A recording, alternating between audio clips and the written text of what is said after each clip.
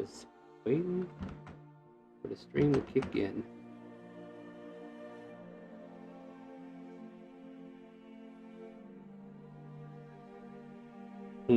Commercials. Alright. Welcome to ChaoticCalling presents Curse of Strahd. We are joined by brave adventurers who have journeyed into the mist, either by their own volitions or guided by the mist itself. We have with us today Doran Rakefire. Hello. Ran Zapagan. Hello. Murdoch Oakenshield. Hello. Dravo Straphiticus. Hello. And happy birthday. There, that's your shout out. Julia Sky. Thank you. Hello. Alright, my friends. Let's change this mood a bit. Then we want to go with something a little edgy. We're also trying out opera to see how it does today.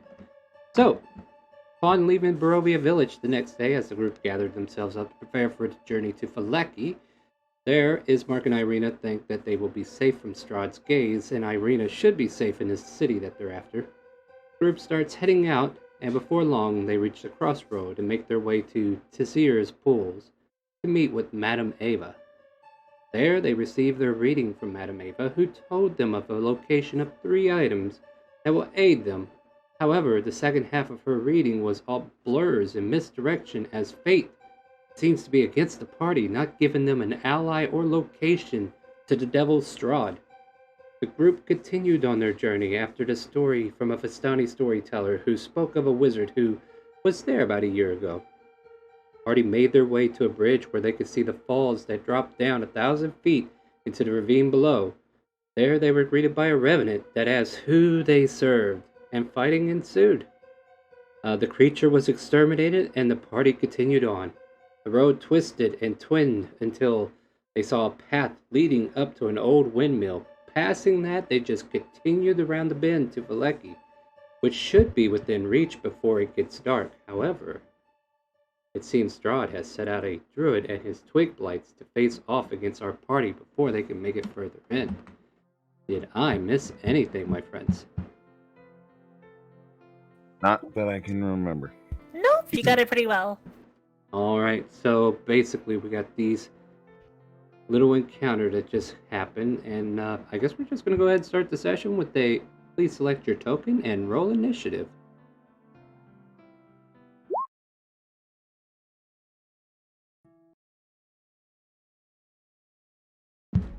Group initiative. Boop.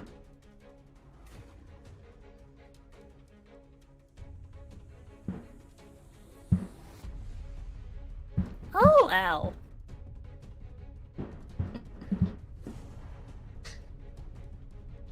Let's see here. We got Julia, we got Dreyfus, we got Fran, we got Murdoch, we got Dorn. I think that's everybody then, right?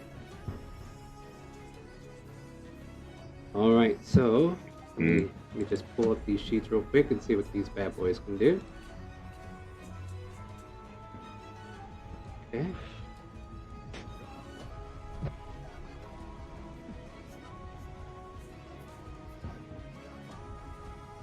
Let's see here. What's your movement? Ooh, not very fast, are they? What happened?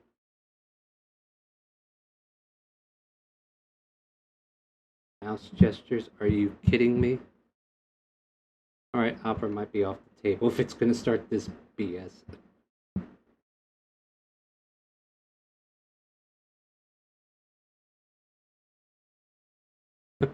Sorry guys, I got... Apparently, right-clicking and moving your mouse does a gesture on Opera, and I probably need to learn how to close that. Alright. Let me restart the music.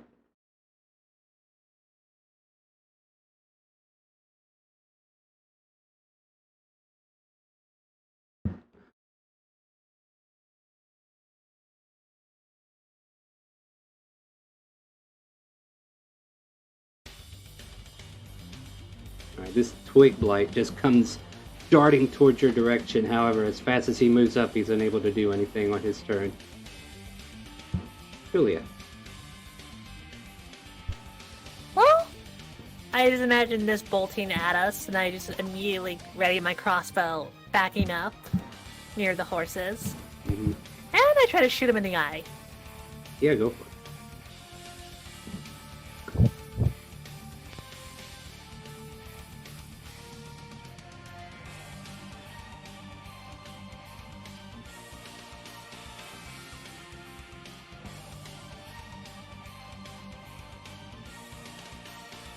"19 hits.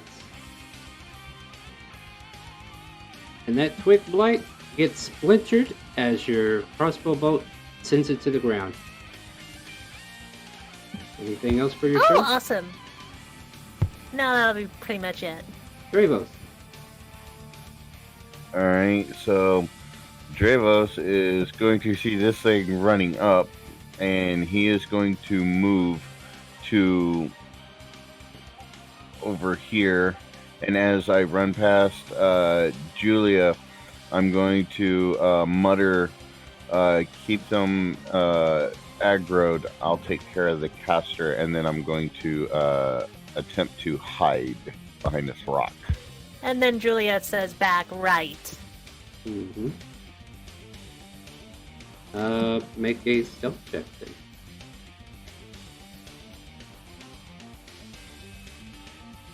You are hidden, my friend. But that is your action as well, I believe. Yes. Alright, anything else? That's the end for me. 10, 20, 30, 35.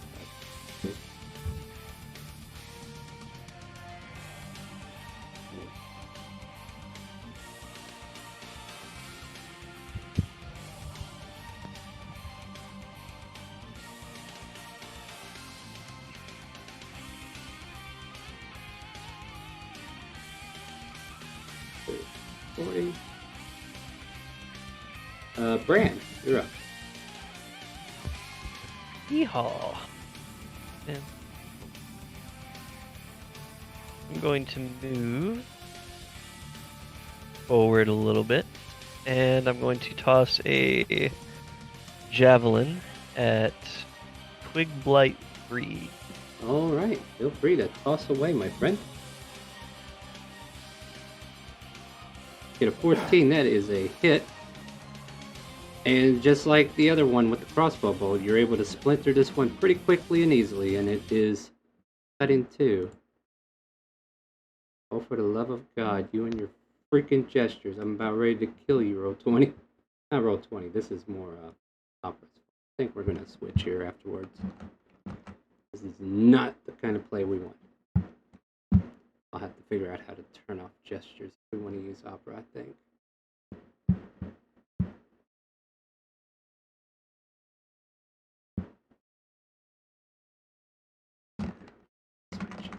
I'm going to have to switch real quick, guys. Give me a moment. Because this ain't going to work for me. No problem. Yep. For now, let's just do Jeopardy music. Yeah. We're going to go back to Firefox because... Yeah, Opera It has... did better. Yeah, Opera wants me to make gestures with my mouse, and I'm not a fan of that, so we're going to switch. So let me get us to...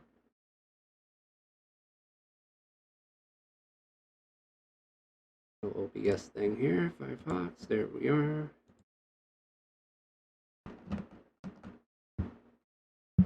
What's this code?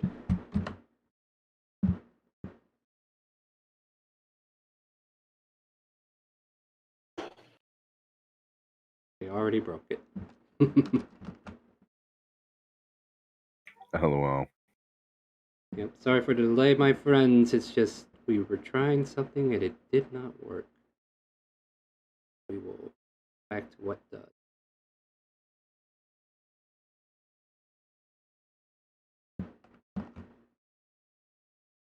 Wow, I don't know why it's taking so long to load. No, that's a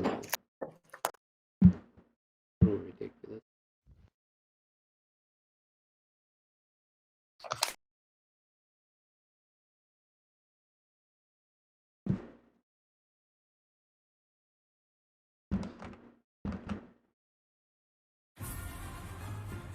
Alright, let's try that again, shall we? Alright, so Quick Light 3 is dead, right? That's what I would say. Alright, anything else for your turn, Brian? I thought it was 4 that was dead. 4 is dead and 3 is dead. He threw a javelin. Oh, Yeah, okay. These things are brittle in HP. I'm sorry, Brian, did you say you said something else? No, that's it, buddy. You're good. Murdoch. So I would walk forward, probably full movement. And Murdoch will say, Maester Druid, we do not wish to fight with you. If there is a way to have you call off your twigs, and then we can allow us to pass to the next town, we would be most grateful. She doesn't seem responsive to your words. I'll let you make a persuasion, though, in case it comes handy later. Okay. I'd be saying it in Sylvan, too. Or not Sylvan, but Druidic, sorry. Okay.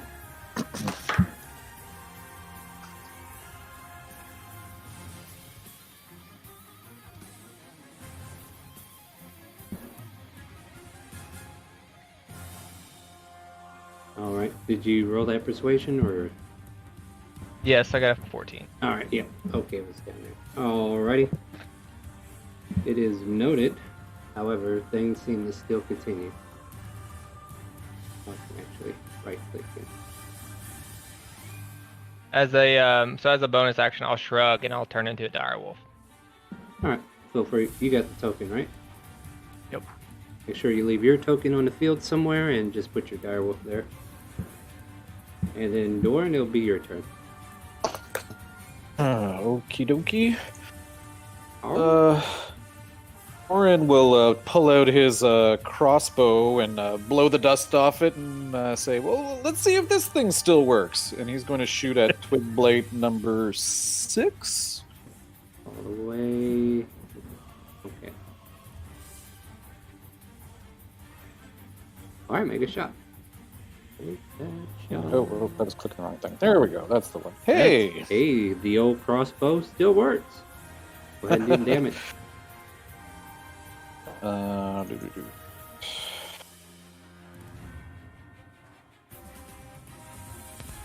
you gotta hit the light crossbow in the chat bubble. I see that. Yeah, right. Oh, Used wow. to doing actual attacks. Yep. And just like that, that was exactly what you need in order to knock one of these twig blights over. The branches fall to the ground and shatter into broken wood as your crossbow bolt collides with the skull of it.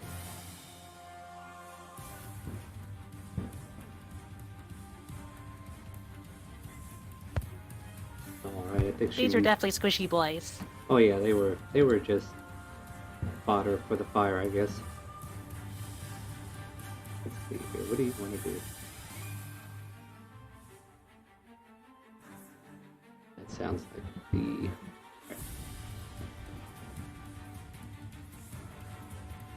Let's see what it says. So I gotta learn spellcasters real quick. One moment. Okay, she's gonna be up close for that. Alright, so in that case, she will just cast...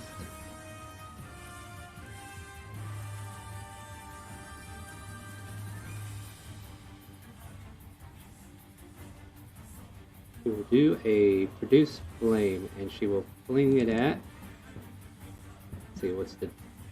Gotta check the range on that as well. Oh. 30 feet. Okay, hold on. Let me see if she can do any of that from there. She's gonna have to get a lot closer.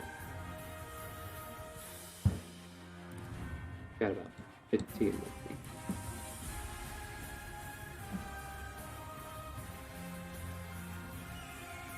Alright, produce flame on the direwolf.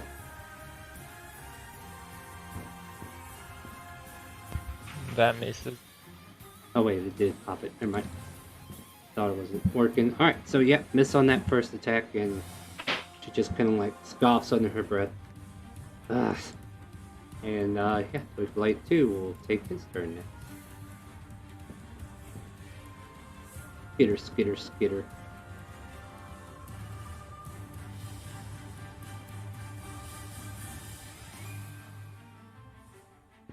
feel like I should have gave him more health, maybe, huh?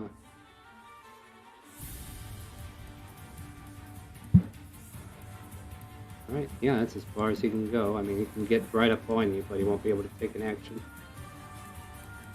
Alright, number 4. Where did you run off to? Oh, he dead. He's very dead. I think I accidentally deleted somebody. You deleted 2, not 4. Alright. I'll put 2 back on there, though. Julia. 2's underneath me. Okay. Oh, there it is. We'll figure it out later. But you're up, Julia. Well, let's see. I'm trying to figure out how my character would handle this because we know there's a druid up there, Mm-hmm. and Dravos just ran by me, telling me he's going to take care of it. So I probably would just try to shoot out another bolt until maybe they get closer.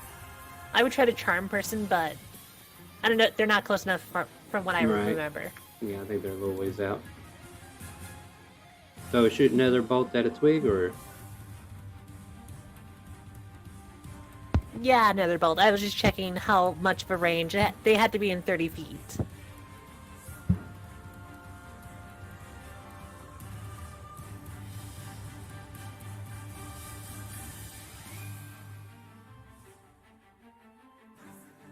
Alright, that hits. Which one are you after? Let's hope it explodes this time.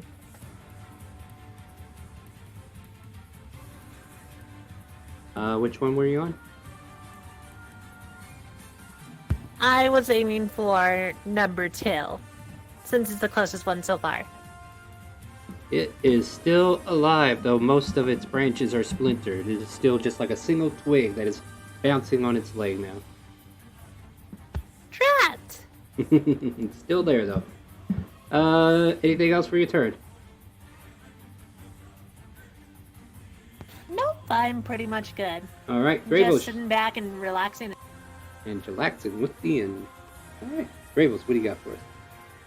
So Dravos is going to use a dash to come to run after hiding to run behind the caster person here.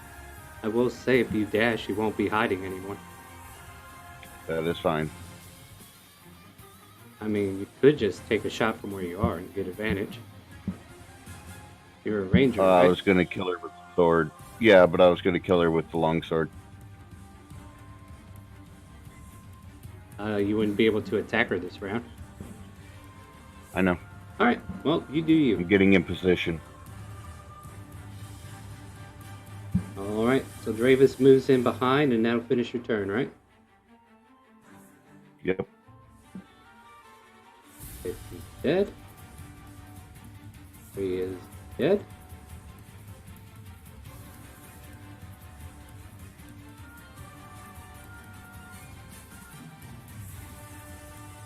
Five, 10, 15, 20.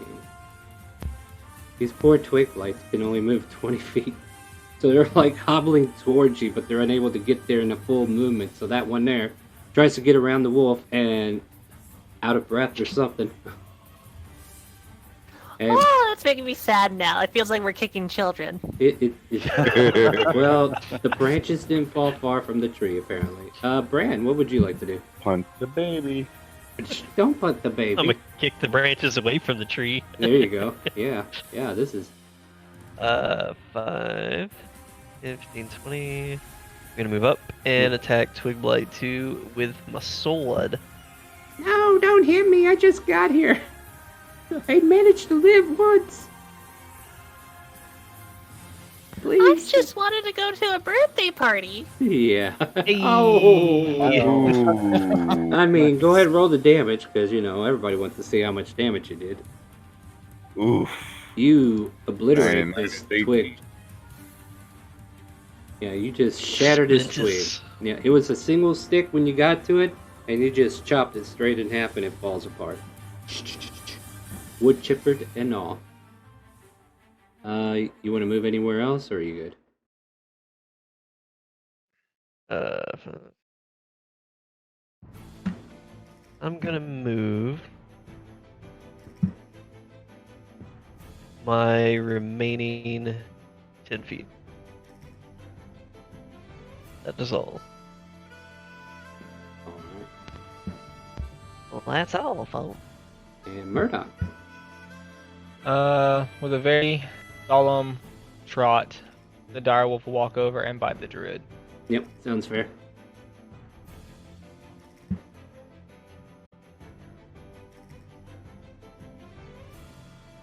$14 will hit.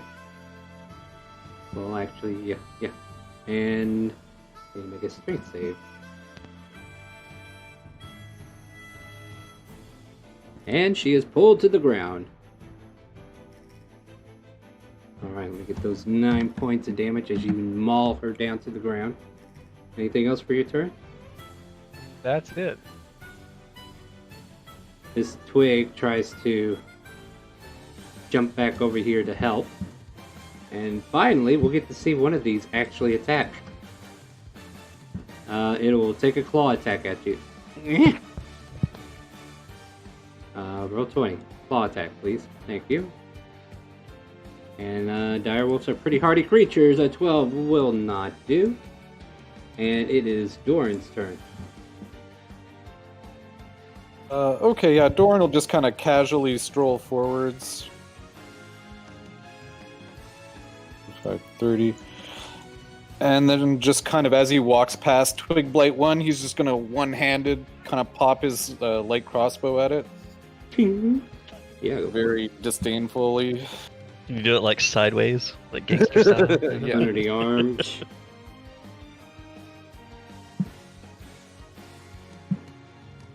7 will do it, though. 11. Let's see what we got here. 11 will not do it. That one goes astray and does not hit the target. See, he got cocky. Yep, that's what happens, you know. When you get going good, don't you?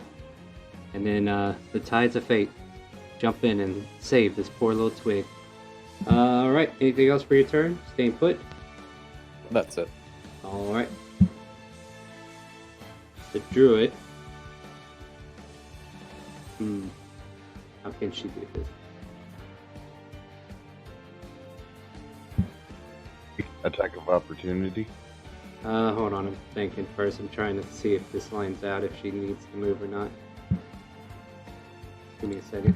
I gotta reread this spell. Because, yeah. Spellcasters suck. What can you do? Each creature.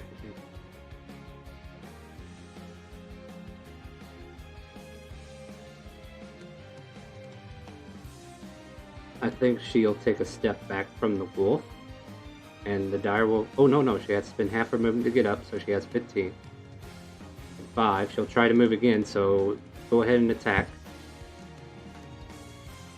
Because you might be able to pull her back down. Make her a strength save, and then go ahead and roll damage. 7, alright. And you pull her back down so she doesn't get anywhere. Frustrated. Let me go ahead and take that 7 piercing.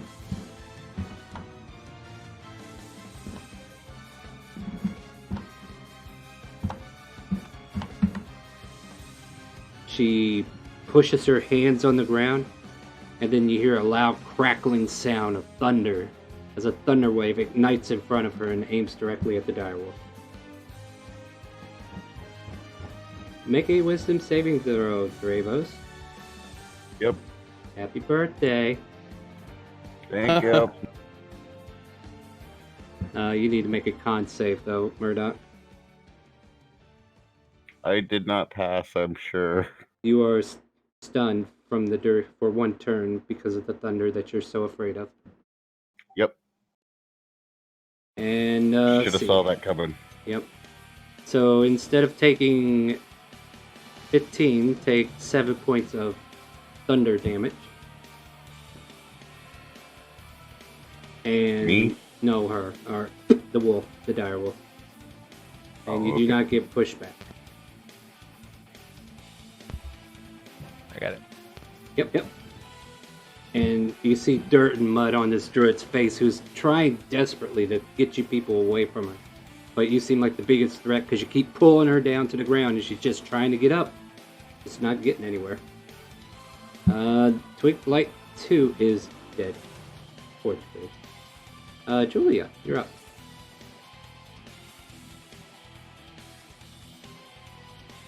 And you're muted if you're talking. No, she was reconnecting. I think it was Discord, like it like almost timed out for me too. Oh, okay, so I'm not the only one. Okay, that's good. Okay, cool. Welcome back. Oh, let me put it this way. I think I'm going to casually stroll the maximum amount I could go. Mm-hmm. And I'm just kind of sitting there go like, is this it? When I'm looking at all these twig children. So I'm going to move alright. close enough that I can cast Charm Person. On the druid? Yeah, I think she's the only humanoid. Probably. Are you able to get close enough? Why do you have I to think call so. them twig children? I can't help it when I literally shot one to death. Well, another one died. And then, like, someone literally, like, crushed it to death and turned it into a giant fine dust. Let's see here. So, go ahead and post your charm person so I know the DC and what I need to roll. I think it's wisdom, right?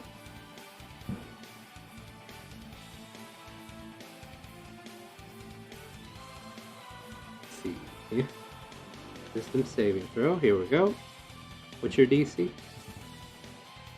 That would be a 14. Charmed.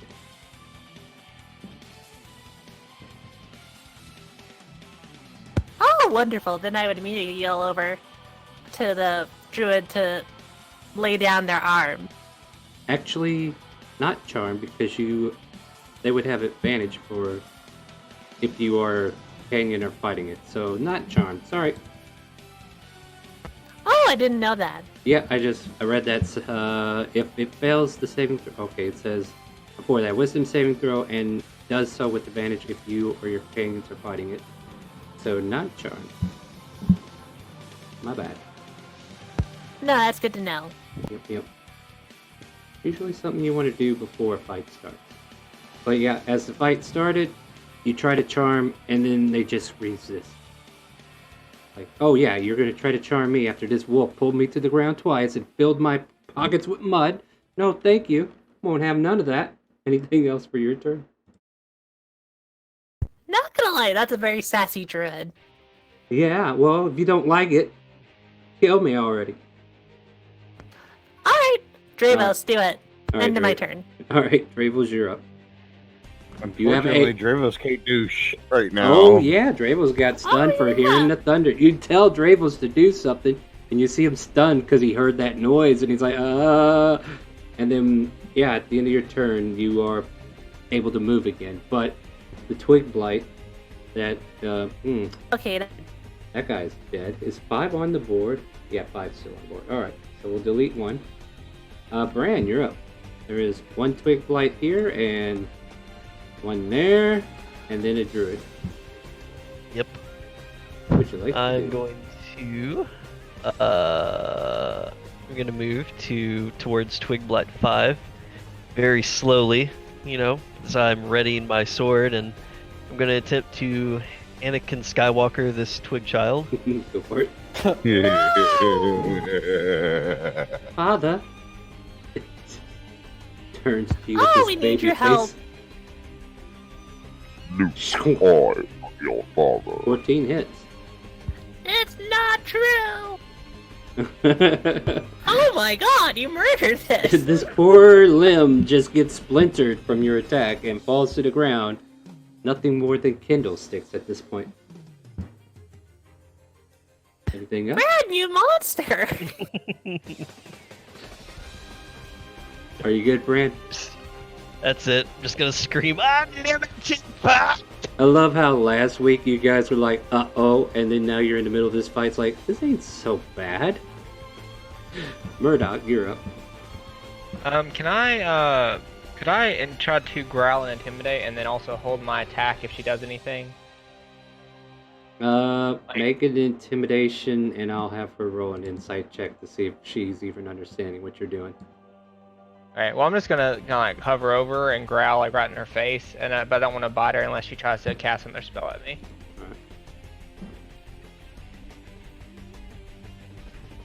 Seems that she's going to keep fighting. Or you will find out. Can I still, like, if she casts a spell, can I still attack her or no? You used your action to intimidate her. Okay. But yeah. I understand where you're going, though. You're trying to keep her from attacking any further, but yeah, your intimidation was not enough to sway her emotions from the looks of things.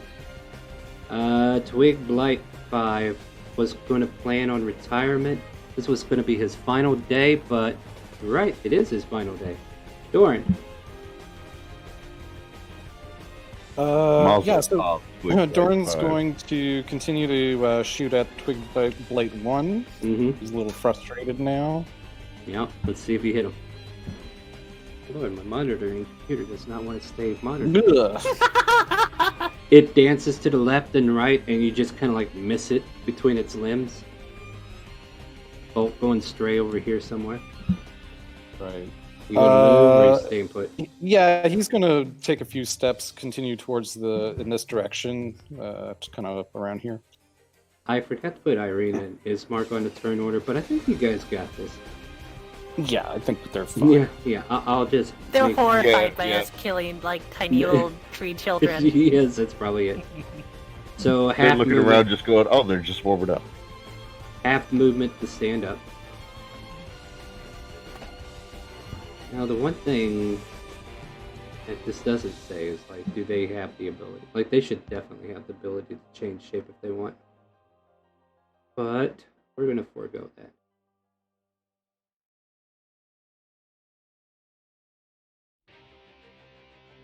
I guess we'll do another thunder wave then, huh? Let's see, can she...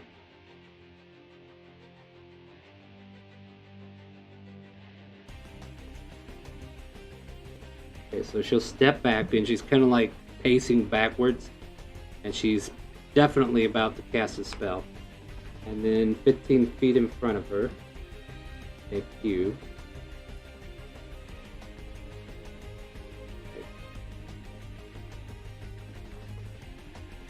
4, 5, right? That be right? Let me double check the spell. Let's see. So let's look at Thunderwave again, friends. Each creature in a 15-foot cube originating from the caster must make a con save. 15-foot cube.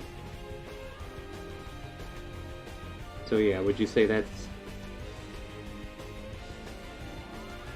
Alright, so I need the Direwolf, I need Bran, and I need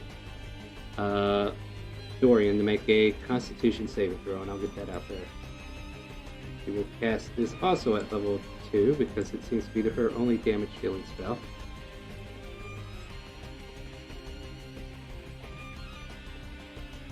And then I need another Wisdom save. From me. Yep. I'll give you advantage since you know she's doing this. And that'll be an 18 for you because I called it before you drop it. So 5 HP to those who succeed. DC was 12. Looks like all of you pretty much succeeded, so you only take 5 points of damage and you do not get pushed back. She's getting frustrated, and I think she's going to try to run. So she moved back 5 feet, casts the spell, does some damage, realizes you're all still standing, and she's like, oh crap. And then she starts to run away. Direwolf gets an attack of opportunity, and so does... Nope, just the wolf. Wait, I passed the wisdom save. Oh, did you? That's right, you two did. So both of you can make the so attack. And with that said, I will use my longsword. if you use your longsword, Wolf will use the bite, and then I need that bite attack. I'm not gonna attack her. You're not? Okay, cool. Longsword miss. Oh, apparently they both did the same thing. Okay, never mind. Okay, so 9 misses, and she steps back. So let's see here.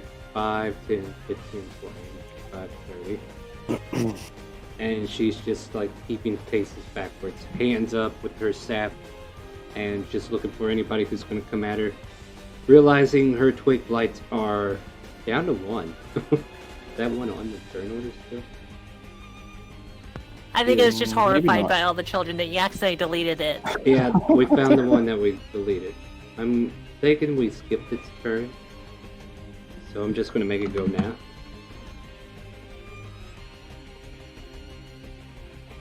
I finally find somebody I can swing at.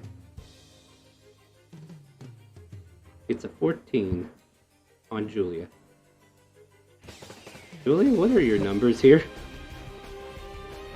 I got a 13, so they hit me with that one. I'm inputting your information backwards. There we go. Oh, now I wonder. Now that makes sense. I was sitting there going, that is weird. Oh, I'll roll with it. Yeah. There you go. So 14 hits, and you take 4 piercing as the twig bite. The twig just kind of like snaps its branch and slaps you across the arm. I literally turn to it and I'm like, how dare you? And I just pull out my dagger and just stab it in the face. Yep, it is. No your mercy for the child that hits me. turn. Let that be a lesson to you, children. Wouldn't it be something? Wouldn't it be something if they were watching? Beat Smack! that kid's ass. 21 hits. And yeah, you splintered this branch into several little shillings of broken wood, and it just crumbles at your feet. Serves you right. Do you want to move? Oh yeah, I'm gonna go up and try to ask the group as I'm running up, are we letting her go? Alright, Dravos, you're up. Alright, well, Dravos is going to run up behind her and, tackle her. Would I need to roll for that? Yeah, it's called an athletics check. Oh, I was asking what I needed. Yep, an athletics check. And she'll roll an acrobatics to try to get out of it. I think she succeeded.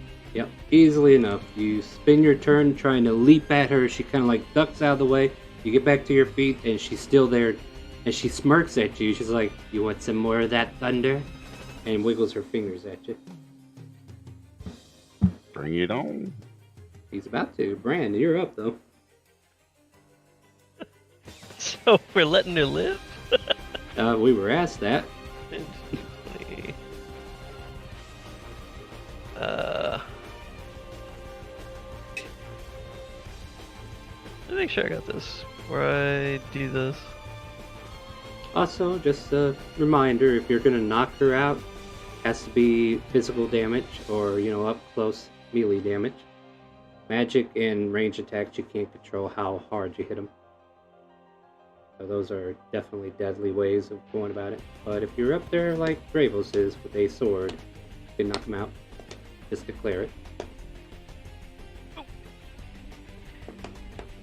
Okay.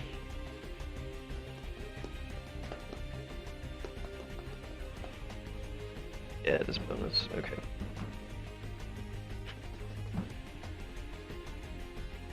Druid Witch Hunt. Yeah, pretty much. I'm going to drop my longsword with my free action, Alright. and I will use my bonus action to cast.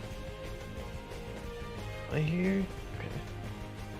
To cast Expeditious Retreat.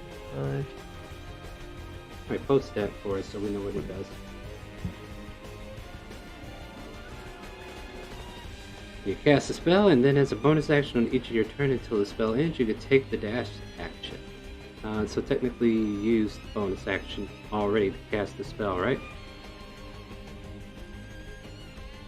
Okay, when you cast the spell, and then... Okay, that makes sense. Alright, cool. I'm with you. Yep. And I will attempt to grapple. If I can find my... Everybody's so touchy today. Nice. Yeah. Oh, And wow. she slips out again. It's like, Oh, don't worry. There's plenty of thunder for you too. So you try to Why is she grab her. covered in Vaseline? She's covered in mud. It's like grabbing a pig after it's been slicked up by the mud. Anything else for your turn? I guess you're good, right? That is all. That is all. Murdoch, you are up, my friend, in your wolfish form. What do you want to do? Well, I guess since we're still chasing her down, I'm gonna go up there and pull a Nala and pin her down. All right, make strength check as a direwolf. Oh shit. Ow. My druid shape brings all the boys to the yard, and they're like, I'm going to grab you, Yar. And I'm like, no, you're not. All right, anything else? I was going somewhere. I gave up. No, that's it. All right, so we got this slippery druid now. Everybody's trying to grab her. No luck. Doran, what do you want to do? Dorn is. It is a grab Yeah, fest up there. Dorn's going to move up, but not too close. Probably just stay about there. And he's just going to insult her. He's going to, say, "Your twig children are pathetic, and you should just give up." And he's going to use a vicious mockery. All right, go ahead and do that. You insulted the babies. You insult my babies. Oh, You insulted my Well, wow. babies. You hear her voice Oh, rumble. wow. Yeah. She's having none of this. I mean, she does have more thunder waves. I guess it would still hit this time the wolf and Bravos. So we will cast it. Let's see how many. I casted it twice, so she has one more at level 2 she can do. Alright. That is what she does. Her last level 2 spell slot goes to Thunder Wave. And I need the two of you to make a con save, please. Bravos and Direwolf. And Direwolf gets a 17. 18. So you take only 6 points of damage and do not get moved back. And she curses. And then I need a wisdom save from Dravos. 13. Yeah, we'll call that a save. All the children have been advented to the undead, or unlife. No longer twigs that can move on their own. Julia. They've been replanted. Yes, very much. They've been renewed. I think I'm just gonna try to keep up with this druid that somehow is slipperier than anything I imagine. I am as I'm surprised already as my you. action to shoot the druid if they try to, attack any one of the people. Okay. I mean, she already did try to attack. Yeah, but again. Oh yeah, stand there, because she could still cast it at level 1. Bravos, you are okay, my friend. What do you want to do? Dravos is going to make a non-lethal attack to try to knock her out with his Perfect. sword. Yep, go ahead and make an attack with your weapon. And you declare non-lethal, go ahead and do damage. Boom, right on the head. She gets ready and she sees the fear in your eyes, but you overcome that fear and you knock her the F out. She falls to the ground and slumps down. I kind of feel bad because I accidentally clicked the two-handed one. It's fine. Either way, she is sleeping, knocked out. And she will remain that way for an allotted amount of time. You have cleared off the twigs, you cleared off the druid, and you knocked her out hard. So, yep. Here you are on the open road. Ismark and Irina come up and eventually ask, well, what's going on? Is everything okay up there? I'm going to use my rope to tie her up. Making athletics or acrobatics, whatever you think would help you tie that knot. While he's doing that, I like to do a perception check, see if there's anything else around us that could be of danger. 10? Yep, go ahead and make a perception. So we're not in initiative? We're no longer in initiative. Everything is done and Cool. over. Yep. I'm gonna go pick up my sword and javelin. There you go. Can I Then- pick up my crossbow bolts too? How many did you cast off? And roll survival. I think about 2. All right, so roll survival.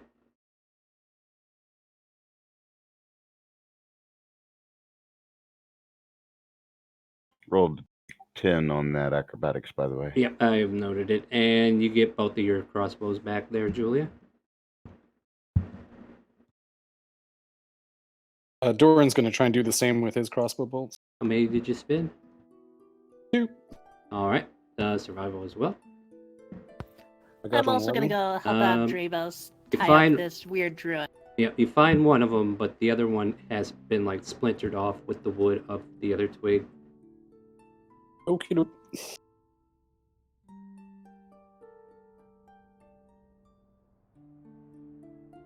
All right. So, anything else you guys are doing?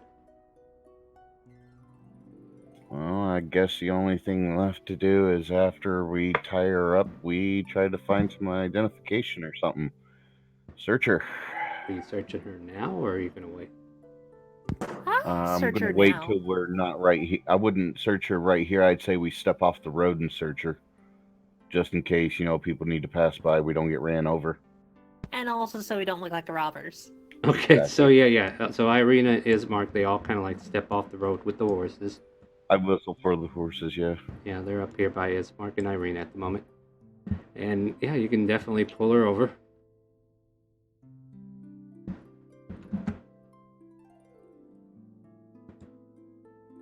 And if you're gonna do an investigation on her, go for it. Oh, okay. Sorry, I pressed perception. Yeah, I mean, if you want to see how ugly she looks with mud, I mean, we can use that.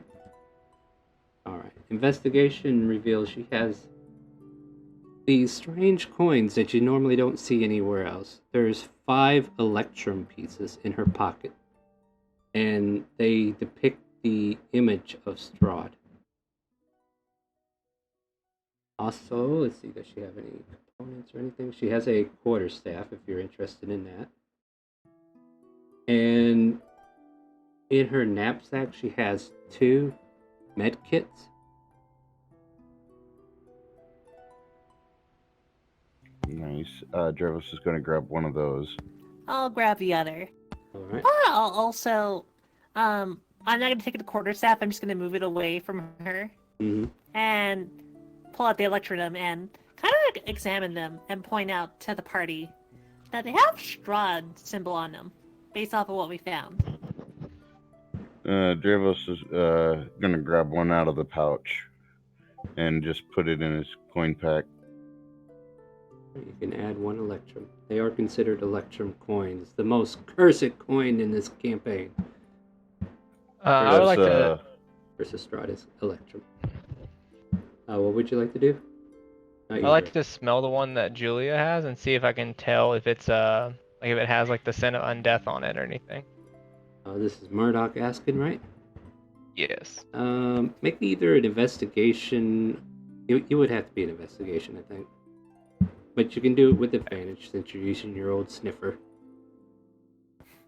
I look at this dire wolf and I'm going like, all right, and I put my hand out.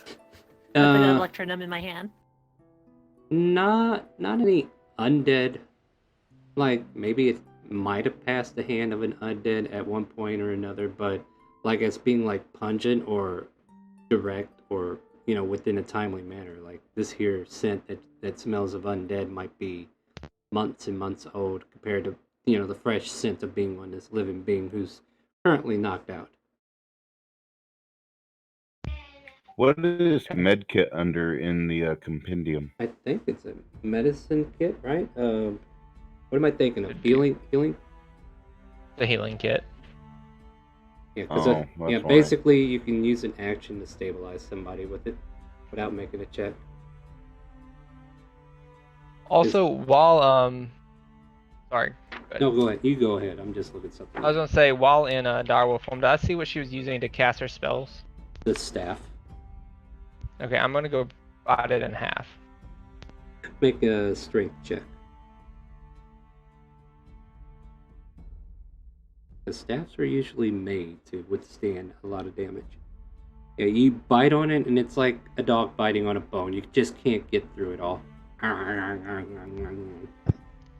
I'm gonna take it with me. Alright, you got a staff in your mouth right now as you carry it off. Yeah, it's Like a checking to see if a coin is fake or not. You gotta bite it first. Yeah, there you go. So yeah, that's a healer's kit if you're looking it up in the compendium. Oh, I forgot to mention how many I was taking of the Electronym. It sounds like you only took one, and there's 4 left. I'm still not finding it there, Star. Yeah, I took one. I'm just gonna pocket it now after the weird wolf person just sniffed my hand. I was going like, what the hell? It's And then he goes healer's around to bite on his kit. stick. Like healer and apostrophe S. Kit. H. Oh, that's why I probably because I forgot the apostrophe. Yeah.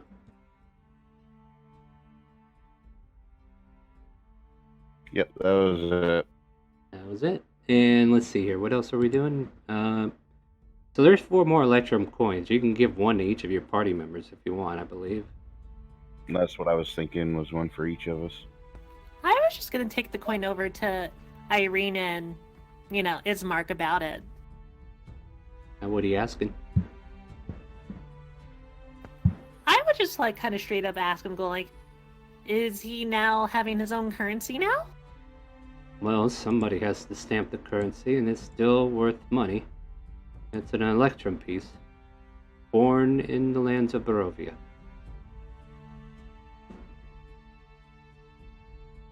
Do you think they're being produced at the castle or somewhere else?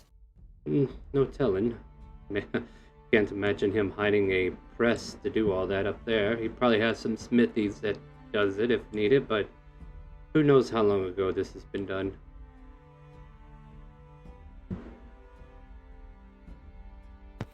Well then, I would so they could just work as a regular currency then.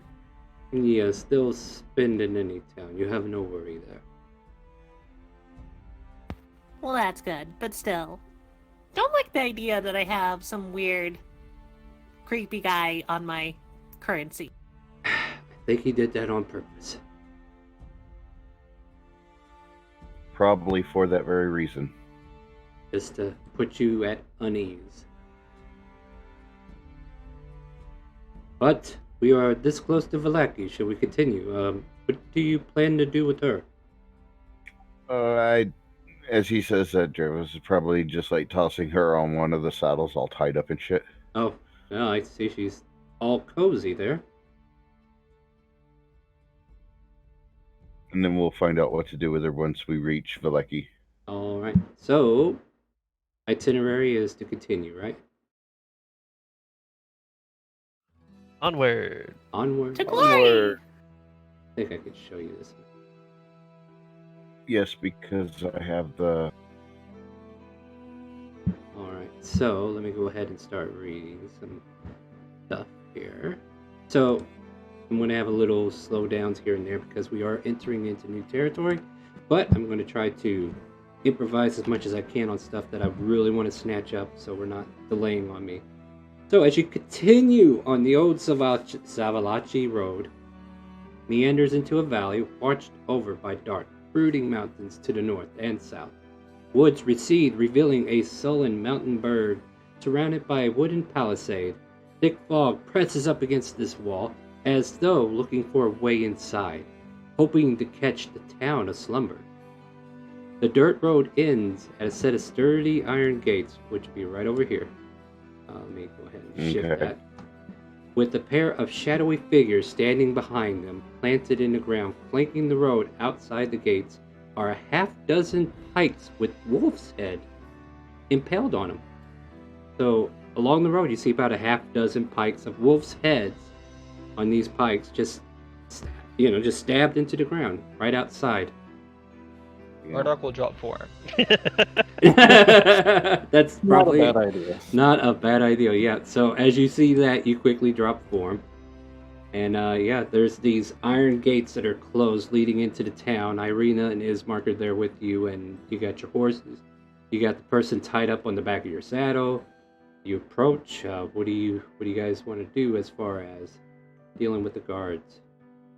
Dorevos, do you believe it is a good idea to bring a tied-up person into this town? Well, they attacked us for no reason, and we didn't kill them. So there's that. It might be someone who's wanted, for all we know. Might gain That us is favor true. with the townspeople. But we are outsiders here. Would that not look Eh, strange? Exactly, but on the same note, we didn't kill them, so, even if it is one of their people, it's not like they took a loss. It's just we whooped their butt and brought them back. I think we need to settle on what time it is right now. So it was kind of like getting into like the 5 o'clock range. Correct me if I'm wrong. It was getting close to dark, I do believe. So by the time you get here, the sun is starting to set. And yeah, that little fight kind of like prevented you from getting here in a timely manner. But you've been spending that time tying that druid up and everything else, and darkness starts to set in. And these town gate guards who are behind the fence of this gate basically bark out, "Who goes there?" Yeah, Weary what you do? travelers. Weary my ass, you might as well keep going when they ain't open these gates for no one. Then we shall wait here till morning. I actually walk up to the guards and I thought of maybe bribing them. Ooh, I like bribes. So what do you say to them? Well, I look at one of the guards and maybe, if I give you a little bit of this, you'll change your mind. What are you As saying? I offer about 10 gold pieces to each one of them. Each of them? Yep. Don't want the other one squealing or getting pissed off. Roll me a persuasion check with advantage.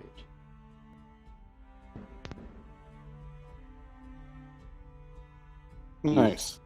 They hold their hands out, wait for the gold to shift over. Ain't none of you shifty out there, are you? No. Oh, you're asking that now? Well, I mean, this is fine. This secures the ideal that you're friendly. Alright, open up the gate. They can come in. And it's like, what? Some guard, it's like, it's fine. We verified that they're good people. Let them in, let them in. And you guys get escorted in. You start to walk into the town of Falaki as the guards shut the gates behind you. And congratulations, that was a good roll. Yes, it was. So, continuing on here. I think that's all. Oh, Dravos would ask where the nearest police station or whatnot, a guard's post would be, so he can stop there for a second. Let's see here. They probably tell you about the Arisek Stockyard. Or wait a minute. Stockyard's General Store. I thought that was for something else they were using it for. Anyway, let me continue. Let me see if I can find something for you. I mean, they are at a guard post here at the gate, so if you want to, leave your prisoner with them, you can probably do that here. Yep, that's what I was gonna do. I tell them that she attacked us on the road just outside their gates. We dealt with her summons and knocked her out and tied her up and brought her here. Well, we'll take her down to the stocks, won't we, boys? And they start to secure her, and she's just now waking up. Where am I? And she tries to feel for, try to break loose, and you're like, hold on there, lass, you're not going anywhere. They put some shackles in place of your rope, and then they drag her off. And I pick up my rope. Alright, yeah, pick your rope up, they continue with the prisoner, and I think they take them out to, the, they go to, the center of the square, but I guess that's as far as you know. Okay. Unless you kind of, follow it. So... No, I'm back doing what we were doing. I just needed to drop that off. Not a problem. Alright, so here we are. The front of town here. Let's see, I'm trying to also map out this map quickly so I can get you references as we need them. But in the most part, you're able to just kind of wander into the city and just kind of check it out for yourself if you want. Whereabouts do you want to try to head for? Any information you're trying to look for? What kind of places are you looking to be at? So this is where we were trying to take Irina, is that correct? Yes, Irina was wanting you, or Ismark was wanting you to take her here, and she is now here. But Okay. probably. I suggest we see her the rest of the way, at least. Yes. Ismark kind of like chimes in. We might want to take her to St. Andrew's Church. Well, then I suggest we go to St. Andrews. Mm-hmm. As long as they don't have another hungry son, we'll be fine. Mm-hmm. Right? Yeah, everyone stay out of the basement this time. Yes, yes, yes. Yes, let's do that. So, to be fair, it is a long walk to the church. It's way over here. So, let's see if there's... Oh, geez. Yeah, it's a little bit of a walk. So, I've been kind of like going through my notes that, like I said, this is a module. If it was me just running a town on my own, I could give you stuff on the fly, but I'm trying to make sure I don't deviate too much. But as you're walking down this street here, let's see, I'm trying I was just going to say, like, Dravos is just making mental notes of where everything... So, right about here, you would find an inn. Let's see. Trying to point out points of interest here so that you guys can, like... Down here, there's a stockyard. Would that be, like, where weaponsmiths and such would be? As you kind of like look down into this area, I believe I can read this to you. This large stockyard has several locked sheds along its periphery and lies adjacent to a roomy warehouse. A wooden sign above the front gate reads Arasek Stockyards, or Arasek, I don't know how you want to put that, A-R-A-S-E-K. Parked at the south end of the stockyard is a sturdy carnival wagon. Its colorful paint is peeling off.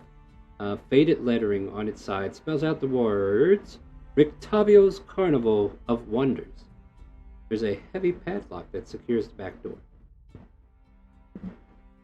And apparently this is like connected to... Yeah, apparently this place is like connected to a general store that's nearby as well. So if you need to get some gear or shop, this would probably be the place to go.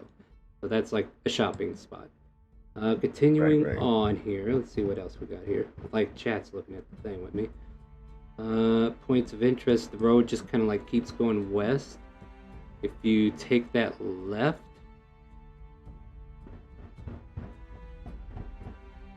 you would run into the town square over here. But if you keep following the road, you'll definitely not need that descriptor right now. Matter of fact, if you're following those guards, they kind of like go in this direction. Do you feel like you would follow the guards, or would you just keep going the straight away? We'd go to where the church, not follow the... Alright.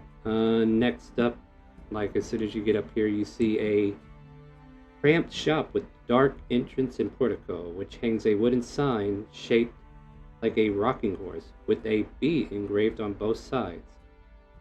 Flanking the entrance are two arched lead frame windows, and through the dirty grass you can see a jumbled display of toys hanging from placards bearing the slogan, "Is no fun, is no Blinsky." And that's like right about here. Continuing on, yeah, so they bounce these numbers around. This is weird. Oh, yep, and as you get to about here, right across the street from there, you see the Blue Water Inn. This looks like a place where you can find lodging, drinks, food. But continuing on, you eventually make your way to this slouching, century-old stone church. Has a bulging steeple in the back of the walls, lined with cracked, stained glass windows depicting pious saints. A fence of wrought iron encloses a garden of gravestones next to the church. A thin mist creeps among the graves. And you find yourself at the Church of St. Andrews.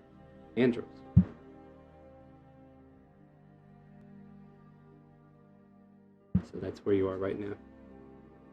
And you're at the entrance, and Ismark and Irina have been staying up with you guys and happy to be at this end of the road, so to speak. And Ismark turns to you all and says, "You have my thanks for helping me get her here." You have no idea what this means to me and my sister. Was not a problem. Y'all take care and be safe on your travels. They start to And don't go. let people inside your house. We will do our best. I would like to say to Ismark, well, how much does it mean to you as I slowly hold my hand out a little bit? I did promise you, didn't I? All that I have on me. He hands you a big bag of gold. And later on, you'll be able to tell there's about 150 gold pieces in there. Ooh. Hey. Nice. Oh, yummy. They start to enter into the church, and you're welcome to come in as well. Our dog has had his fill of religion. Shall we go to the inn? Yeah, Dravos is heading towards the end too. Yeah, Doran's definitely on his way to the inn. All right. Julian. To the end. I'm just double checking to see if there's anything I want to point out before you leave. I just stand there and I'm like, alright. And I just like follow the group Yeah. But- in a great haste. You see a boy carrying a shovel. I mean, the boy looks like he's in his teens, to be honest, like his late teens. We're probably talking 16, 17 maybe. He's carrying a shovel over his shoulders, and he's slowly going into the church. Other than that, there's some talking that you might have heard as soon as Irina and Ismark left your party. And then from there, you guys just travel on. You head back to the Blue Water Inn, correct? Yes. Okay. So, have a map. Lord of us, we need to find probably a stable for our horses. Yes. That was going to be one of the questions I was going to ask when we got to. Starting position is right here. Feel free to move your tokens over. And I will prepare the scene. Prepare to enter.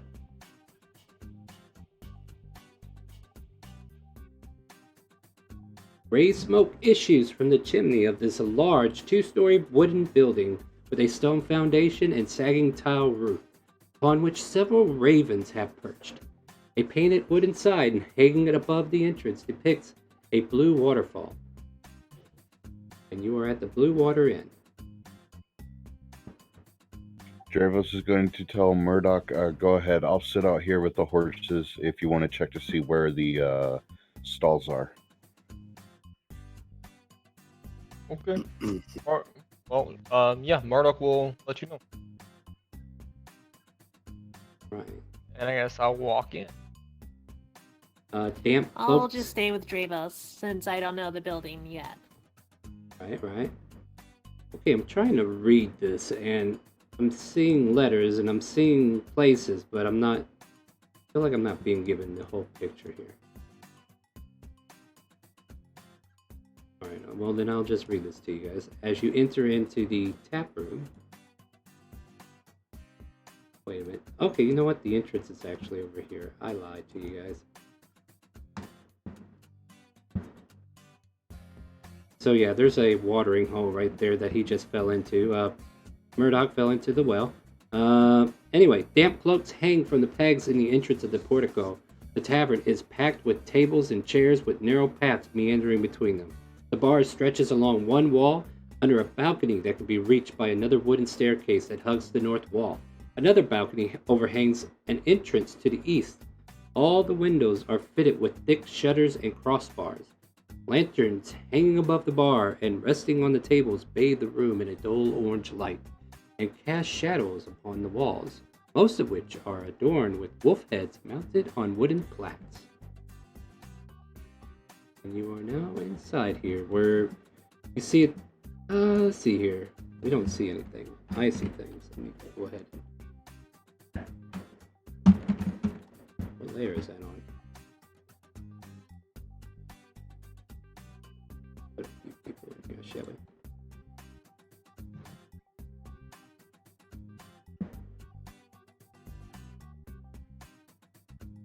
It being evening, there's definitely a lot of characters in here. Murdoch would head directly to the innkeeper barkeep, whoever looks to be working. Here. I'm going to actually move this guy off for now. He's not there yet. But yeah, this here lady looks like she's in charge of drinks and food. Master barkeep, me and my compatriot require 3 rooms and several drinks, as well as where is the nearest stables? Alright, give me just a half a second to read her bio because...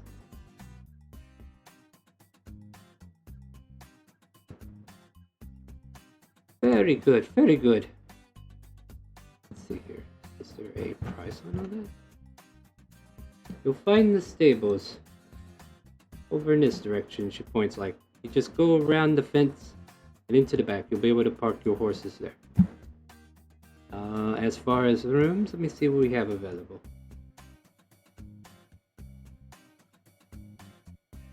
Let me make sure that these are the rooms. I believe she'll just tell you that. I'll get the rooms ready for you as soon as I know what I have available. And do you all wish for a drink and food? Yes. We will most likely wish for several drinks. Well, I will just go for food. I don't want to drink. okay. Why don't you all take a table, and then I'll come out there and get you some wine. Murdoch will step outside and shout to Drevos and say the stables are in the back, and then I will go take my seat. Alright. Alright, Dravos will take the horses to the stables and get them set up for the night, and then we'll come in. Now, I will say before I leave Dravos off, as I head in, I don't take too long, and I head right back in. Alright, so, for the rooms, it is 1 Electro piece per night. Characters looking for something to eat are fed hot beet soup and fresh bread at no additional charge. If you like, you can order wolf steak, and this is kind of like her coming over to the table to inform you of the prices and everything. If you want something more than the beet soup and the fresh bread, then if you want a cooked wolf steak, it's 1 Electrum piece for that. The inn offers a pint of purple grape mash number 3 for 3 copper, or a pint of superior red dragon crush for 1 silver piece. So what could I get for you all?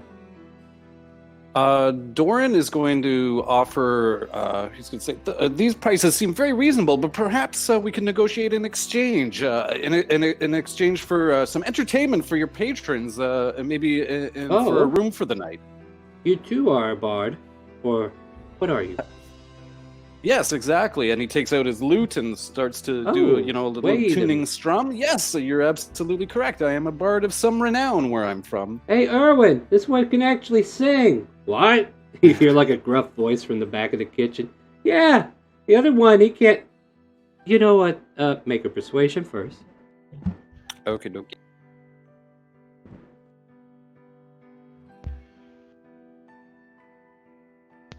I'll let you perform for an hour, and then you'll be able to use your earnings, or I'll put the room on your tab. Like, it'll be free tonight. Don't worry about it. We'll pay for your room. But if you want any wine or steak, you're going to have to pay for that, but I'll allow you to earn your keep for that. How's that sound? Well, that is most reasonable, madam. I appreciate your kindness. Well, no, it's going to be great to hear actual music, isn't it, Erwin? Yeah, I hear you. Yeah, awesome. So Doran will definitely pay for some of the finer wine, which was what, 1 silver? Is that 1 silver for the Red Dragon Crush. Okay.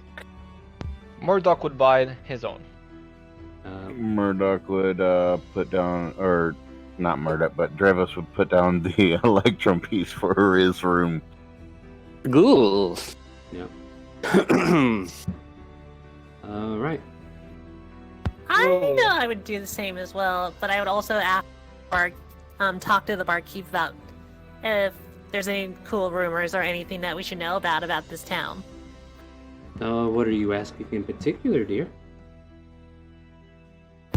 Oh, I would kind of ask, do you know if there's, I would ask 2 questions, like, do you know if there's anything strange going on here in this town? And she scoffs I would her also nose ask if at there's it. a big... Anything strange. Did you see the wolf heads as you came into town? As far as I Gravis know, gonna no. chuckle and look at Murdoch when she asks that. Yeah, well, apparently. And she looks around skeptically and she kind of like goes into a hushed whisper. Our Baron Vargas Valakovich? Sorry, that's my bad. Yeah, he decreed some silly jamboree, wolf heads jamboree. Was less than a week ago. And yeah, that's where our front yard's all dressed up in pikes up front. And then she kind of like looks up to make sure nobody was paying attention to the conversation. And she tells you, be careful about speaking ill of those festivals, though.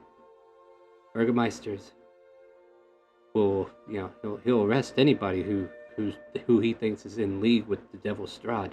So, be careful. Oh, yeah, and he said strange. He's got another festival coming up called the Festival of the Burning Sun. Yeah, that's gonna be a bright one. Kind of like starts to huff up a little bit. I'm sorry, is there something else you need? No, I appreciate it. And I give her an electronum, but I also slide an extra 2 gold pieces for the tip. Well, hon, do you Gravis is gonna. need some when you're Dragon done. Crush? Would you like some Dragon Crush, hon? Are you sure you don't want to try our best wine? Well, I don't like to drink, so if you have anything else that I could Wolf's- drink, I would go for it. I could probably mix up some vegetable juice. Would you like wolf steak instead? I would love wolf steak if you're willing to offer it. For this here, she kind of like points at the gold you dropped on her. I would be more than happy to make sure you get one. And she writes your order down. Oh, how lovely. Writes your order down, and she kind of like notices Gravel's over there being a little antsy. He's like, okay, what do you need, sir? And what are you, by the way? And yes, this is going to be a running theme, being a Dragonborn in Barovia. Well, ma'am, I am a Dragonborn. No.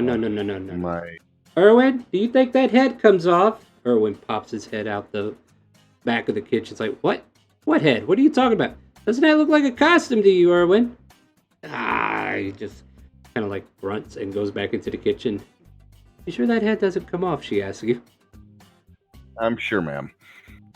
You're telling me I this am maw a is talking to me right now. Dragonborn. They call them Dragonborns, Erwin.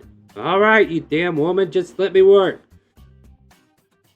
I was wondering if you had any information on anybody that deals with unique items such as maybe magical items of sorts. Oh, magical items? Where are you going to find a shop like that in this kind of town, Or maybe anybody that knows anything about artifacts. If you're looking for somebody who might know something, there's this carnival clown that comes in every night. Calls himself Rictavio. Rictavio the storyteller. Says he's a bard, but he doesn't sing. Just tells stories. Kinda bland, if you ask me. Where could I find him?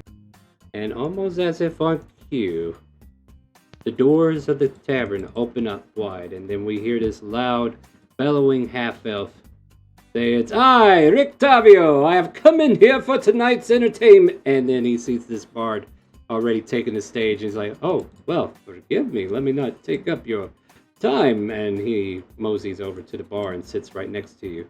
And then the lady turns and says, "Rictavio, this strange creature," and he kind of like turns and looks at you, and he doesn't seem unfazed by what you look like compared to everybody else. "Ah, Dragonborn, haven't seen many of your kind. It's been ages." You must be Rictavio that I have heard about just recent. I hear you might know some things of artifacts. I know many lores that could be said. What kind of artifacts are you telling? Maybe in this crowded area is not the best place to talk. I've rented a room if you would care to come upstairs and join me. Well, I usually get a dinner and a date first, but... I can definitely buy you a meal and a drink. No, it was a joke, my friend. It was a joke. Well, Distasteful joke, perhaps. Try to keep cheerful in these dark times that these people are in. But So, if yeah. you So if he's willing to come along, I'm gonna go upstairs with him to my room that I just paid for.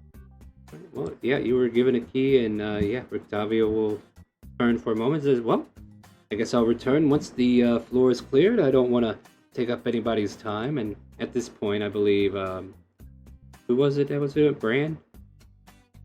Or this was What? no. This was Dorian. Dorian, you're doing the performance, right? That is correct. Then I need a performance check, please. As the hours. Well, I slice did to- one. I did one there. Sadly, it didn't turn out super duper great. Oh well, I didn't ask for it, so you can do it again. Oh, okay. So I guess that was like the tune-up, you know, Yeah, just yeah, kind yeah. of warming his, Yeah, when the Oh, strings look ready. at As yeah. No need to. as Dravos is passing the table and about to head upstairs, I would like to slight him the 30 gold, his share of the reward that we got. Yeah, sure. You Okay. can do that. That's slightly better. Yep, and yeah, Rictavio will go up there. We will deal with that in just a moment. Yeah. So I know Julia would like slide right back up to any person that. Is there anyone that's interesting around in the inn besides the one person that left for Dravo? let me take a look at these lovely pictures that I have here of other people.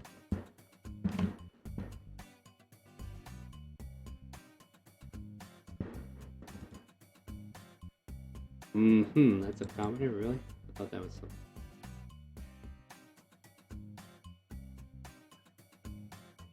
There are just too many commoner tokens.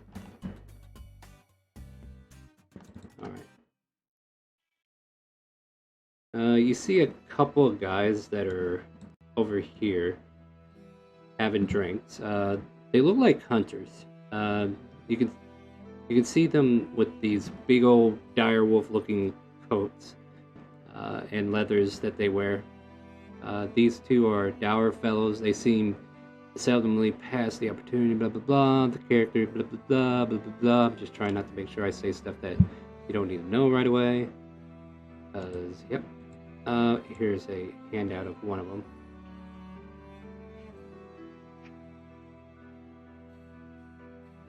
Oh wow, he looks like one of the villains from like, I don't know, True Grit.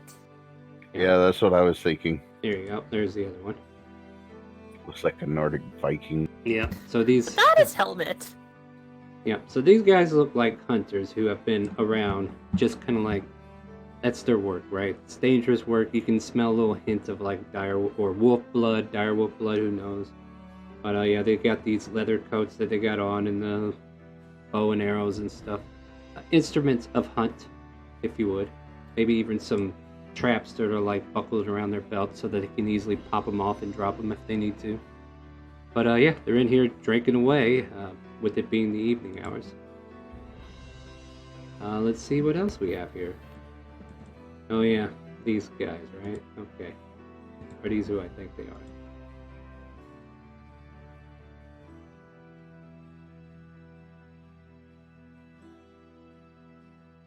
Yes, they are. They are, but they're nobles. Alright, cool. Let me see where these guys are in the handout section.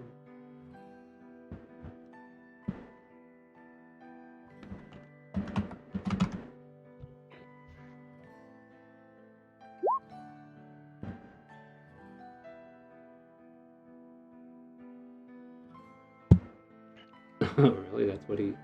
Why did they give us these handouts if they got different tokens for... Alright, these guys, get out of here. Get out of here. Why did you do that, Roll20? That didn't make no sense. They have tokens. I kind of thought you were gonna have twins. So I was sitting there like, I'm so excited for this.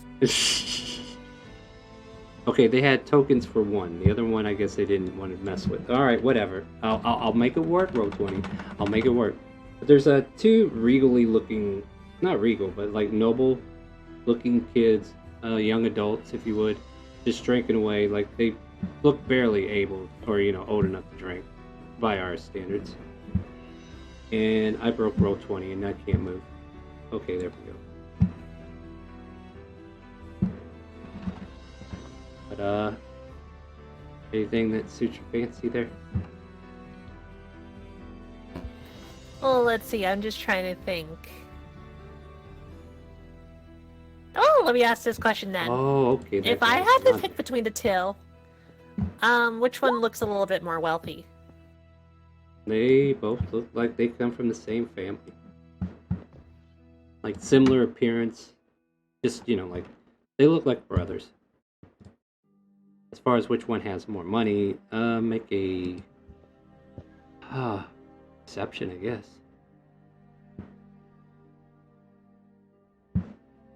I don't know. This guy's bag looks a little heavier.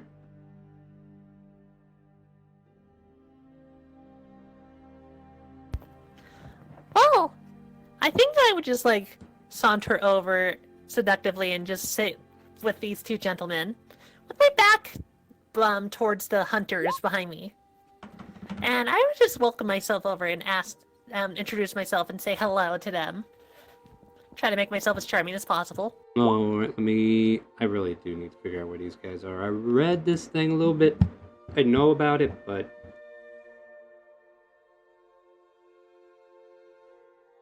okay, that's him. That's what we're looking for at all.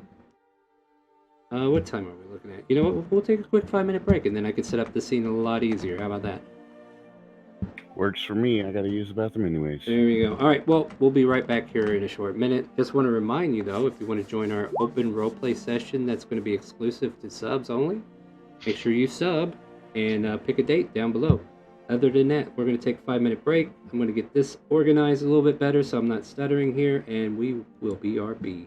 So take a break as well, and we'll see you back here shortly.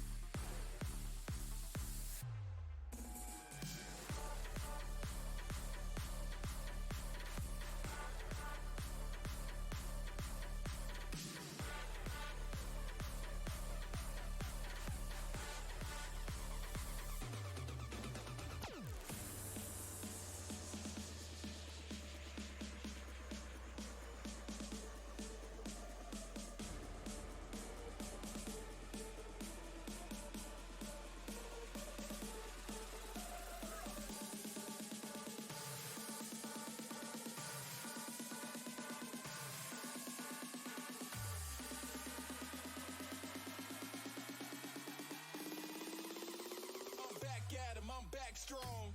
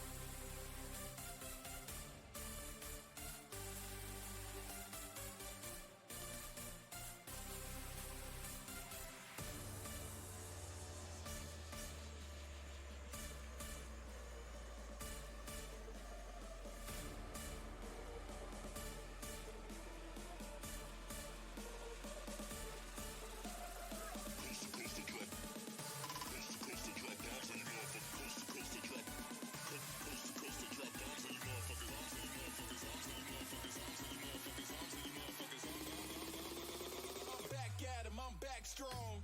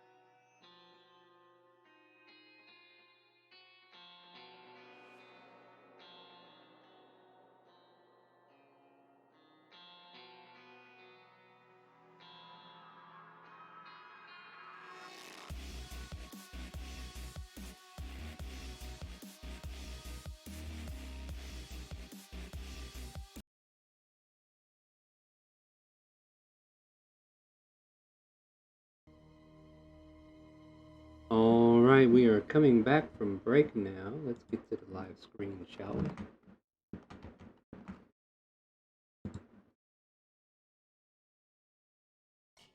we? Oh, excuse me. Alright. So, where were we? We were measuring up these two kids that were in here trying to drink their weight in gold. Alright. That is correct, yes. So, you want to approach them, or are you saying anything to them? What's going on there? Oh, did you not hear my whole thing where I basically said I would, like, walk up and sit by their table, try to introduce myself, and try to be as, like, charming as possible to them? Yeah. Alright. I just wanted to get the whole measure of it again, because now I know how they're supposed to react to you. So, right now you're this tiefling fellow, huh? Huh. They kind of, like, stare at you for a moment, like... Oh, I'm not a tiefling yet. Oh, I'm looking at your drawing. Which? Half elf. Oh, that's right. Julia. Gotcha. Okay, so that wouldn't really do much for them. They look at you, he's like, what do you want? Oh, wow, I don't catch their fancy, do I? I mean, it's not like you had a conversation with them yet to measure. Can this lovely lady sit with you, lovely gentleman? I guess it wouldn't hurt. You want to share a little bit of this wine with us? Sure, why not? Move over, Carl, so she can sit down. Why do I gotta move? Alright, fine. What brings you here, lass? Oh, you know, I'm traveling with a small little band of people. They're helping me find a little bit of research. But I like to relax a little bit. Maybe meet some lovely people like yourselves. Yeah, she said lovely. Oh, shut up, Carl. Yeah, we could be lovely. Right? We could be lovely. Oh, yeah, sure, definitely. Whatever you say, Nikolai. But what's your name, ma'am? I don't think I caught it. Oh, you could call me Julia. Julia, pleasure to meet you. And he kind of like offers his hand out there to kiss yours. I put my hand out and let him. And Carl's over there like, oh God, you have to be so proper, don't you? Well, we are nobles. You should know better. Pleasure to meet you, Julia. This is my brother Carl, and we're about to have some Red Dragon Smash. You want to join us? Oh, I would love to. But before I join that, I Yeah. actually am a little bit more interested about this town. Would you be willing to share a little bit more information to me? Oh, sure. What do you want to know, ma'am? Oh, you know, I kind of want to know about who's the big shots around town. Maybe how, awesome you guys are. Just the things that make us a little bit more unique. Not to brag, but our mom is Lady Fiona Watcher. Have you heard of her? No, I'm super new. Do you mind telling me? Oh, yeah, but she's like the governess of the town, but she's not the leader of the town, if you understand my meaning. She's just kind of like underneath the Burgermeister at the moment, who's been doing these god-awful festivals. Kind of like whispers and looks around to make sure nobody heard him. And Carl like, you need to be careful, Nikolai, you're gonna get in trouble. You know what? Trouble's our middle name, bro. Let's drink it up. He's like, you're right, I'm too sober for this. Let's get some Red Dragon in us. And they call out for the And if barmaid. you're willing to drink more, I will buy you more Red Dragon, too. Well, why would you be so nice to us? I mean, we could afford it. We're not poor, you know that, right? Yeah, we're not poor. We could afford it. Oh, it's not being poor. I just kind of want to make your day a little more better. Well, you keep bringing the wine. That's definitely going to keep it better, that's for sure, right? Right, absolutely. And yes, barmaid comes over, big old pitcher of Red Dragon Smash, and they start pouring. And they're like, hey, this pitcher's a little light. And she's like, sorry, boys, we're starting to run out. That's going to suck if they run out. Yeah, that is going to suck. Do you think you guys can handle something heartier? What are you gonna find that's hardier than Red Smash, huh? I don't know. Have you ever asked the nice little maid there? That's all they got is wine. That's all we have here in Barovia's. All the lands of Barovia, blah blah blah. All we got is Red Smash, or you got the grape if you want to be cheap. But no, we're gonna drink the red. We're gonna drink the red, ma'am. We need another pitcher. She gives him a look like, rolls her eyes and starts to walk off. So, I actually have another question for you too. Uh-huh. So, let's say if I wanted to meet your mom, Oh, gosh. Yeah, what about that? how can I do that? What do you need me to do to let me allow to do that? Make a persuasion check. That's the DM asking. You know, that'd be kind of horrifying. That's what they ask for, like, ah! Make a persuasion check. I'm not sure I could tell you yet. Oh, crap! Ooh. Whoops. I mean, it all depends. Who, like, my mom's into some stuff, you know. But you know, if you're interested in helping her cause, I'm pretty sure she's willing to see you. Well, yeah, that's probably right there, Nikolai. I bet she'd see him if she you. And he's just stuttering over. Shut up, Carl. You're already half wasted. But yeah, she'd probably see you if you were interested in helping her. And he leans in real close and whispers in your ear, "You help her get rid of the Burgermeister. You know, that prick needs to go. He's just causing all kinds of trouble." Well, I wouldn't mind helping out with that. And I whisper back, if I get something back in the end. Oh, I mean, Mom's pretty wealthy. You looking for money? Looking for gifts? I mean, she can provide. You know what? No, go ahead. Go ahead. I mean, yeah, I could probably tell her about you and maybe set up a meeting or something. You know, I'm sure she'd be interested in meeting some new adventurers from out of town who can probably help her out with the happenings of the city. If you get my drift. Oh, I get your drift. And I don't need too much gold. I'd rather get more knowledge of something. Oh, you know, if there's anything I can help you with before I get too wasted on this red wine, feel free to ask. I might know something more. Oh, let's not worry about business. Let's enjoy ourselves. And they start to give a cheer and cheer you, and they pour you a glass too. Do you drink? I drink, but I don't really drink it fully. But I slowly just sip it down. Alright, so you're nursing it. That's good. I think Nikolai gets in real close and says, "You know who a real pain in the ass is for my mom? Oh, do tell. It's that Burgermeister's henchman. He goes by the name Izzik Stranzi. Yeah, there's a lot of history with this guy. He's violent, has a fiendish mortality, if you know what I mean. He had like his arm that's for like devil thingy attached. Kind of like makes motions at his arm, like monstrous arm. I can't tell you. He could conjure fire with it. You gotta be careful of him. My mama doesn't like him one bit. Oh, thank you for telling me that. That sounds frightening. Yeah, watch out for that guy. Don't get on his bad side unless you plan on taking care of it. Well, I understand. But drink more as I pour him another pitcher.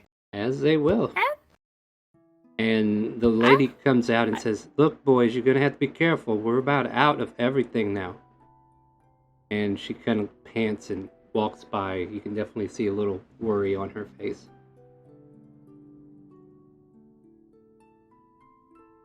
But Well, I try to have them drink the rest of their wine to hopefully get them way more drunk. oh yeah, that seems applicable. So while that's going on, Doran's playing a musical, right? That's correct. Yeah. And Bran and Murdoch, what are you guys up to before I go up there with Dravos?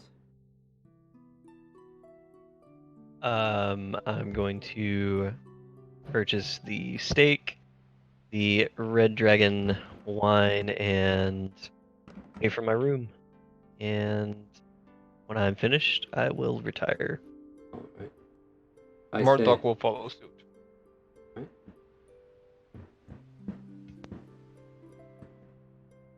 all right. So Rictavio follows you up to a room, and he says, "Well, what is this fine adventure you have to go on about?" And it was Red Dragon Crush, by the way. My apologies.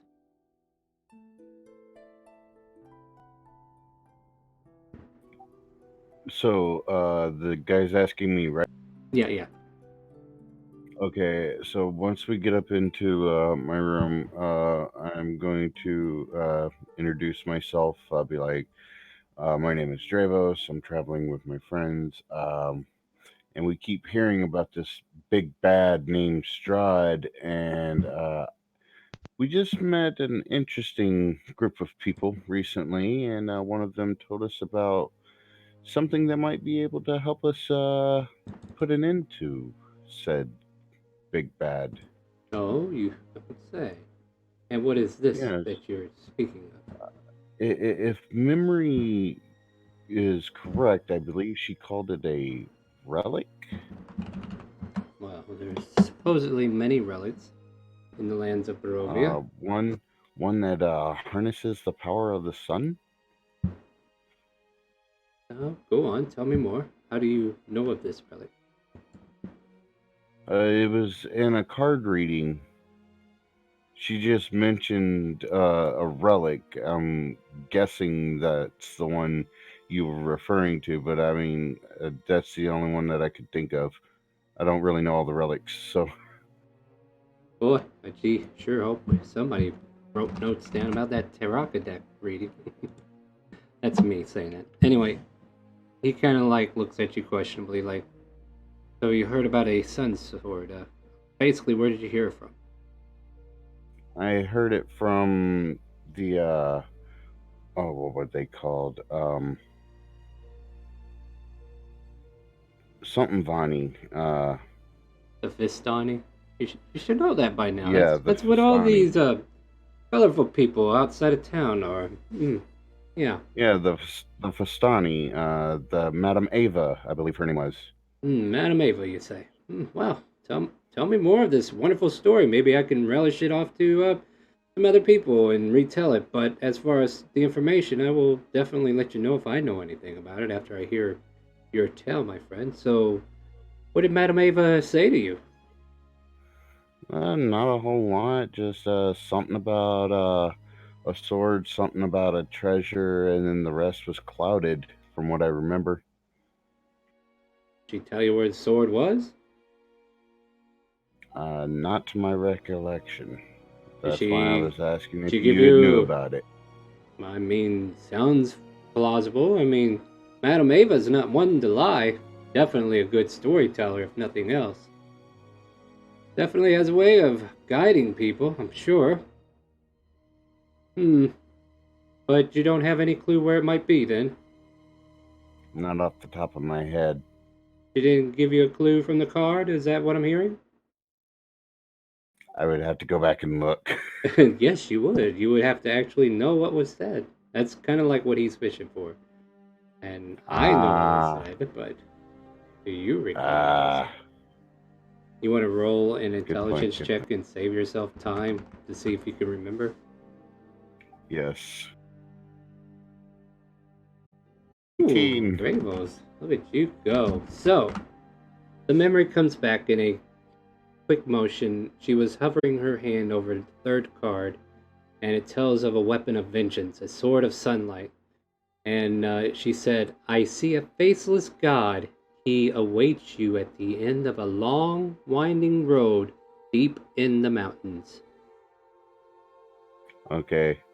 So I tell the guy, I'm gonna be like, she said that there is a faceless god or something or another who awaits after a long, winding road at, that leads to the mountains?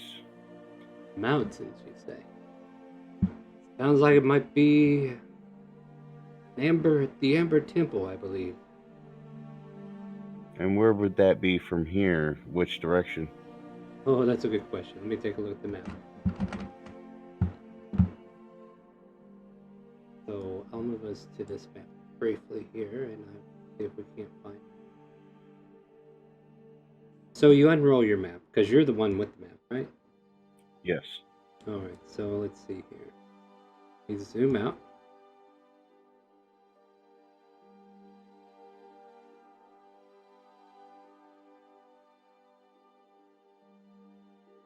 In the mountains, I think. All right, let me see what letter that said it was on. It was 13.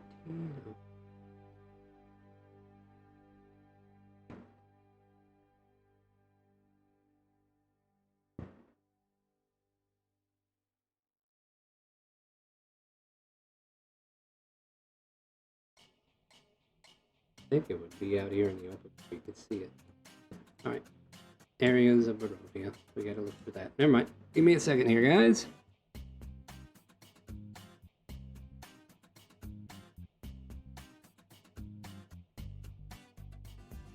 Barovia.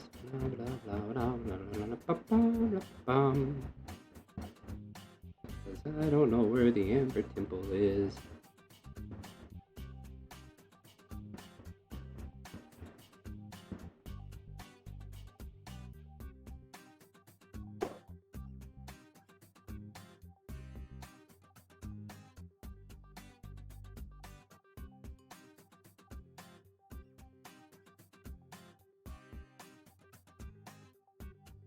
Huh. Do me no good. Q. R. Yeah.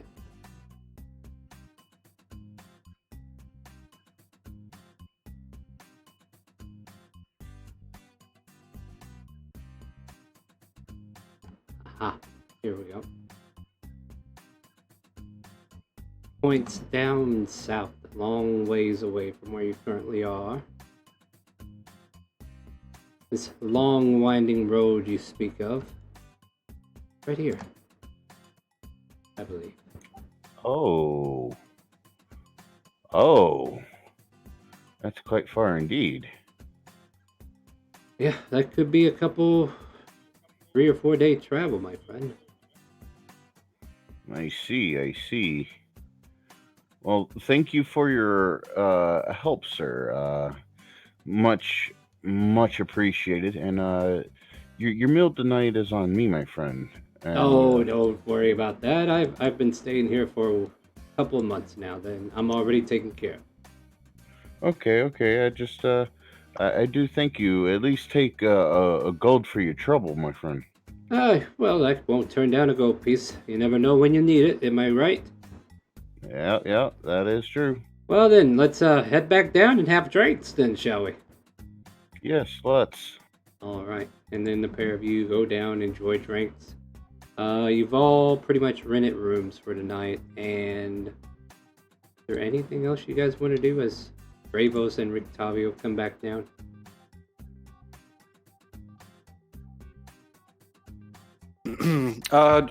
Yeah, Doran's a little concerned about this mention of a lack of booze that the barmaid was making. Mm-hmm. Yeah, So he's going to inquire with her. I just want to make sure we have a steady supply of important things, food, wine, really important things to have. Yes, dear. I wish I could say things were looking good on that end. However, Red, you want to come out here and talk to the young gentleman? He kind of scoffed. Well, to be fair, we are missing a shipment of wine that should have came in, last week or so, and we are very, very concerned. Erwin, you really need to give up that grudge. At least send somebody. And this man from the back just kind of like comes bellowing out. What do you want?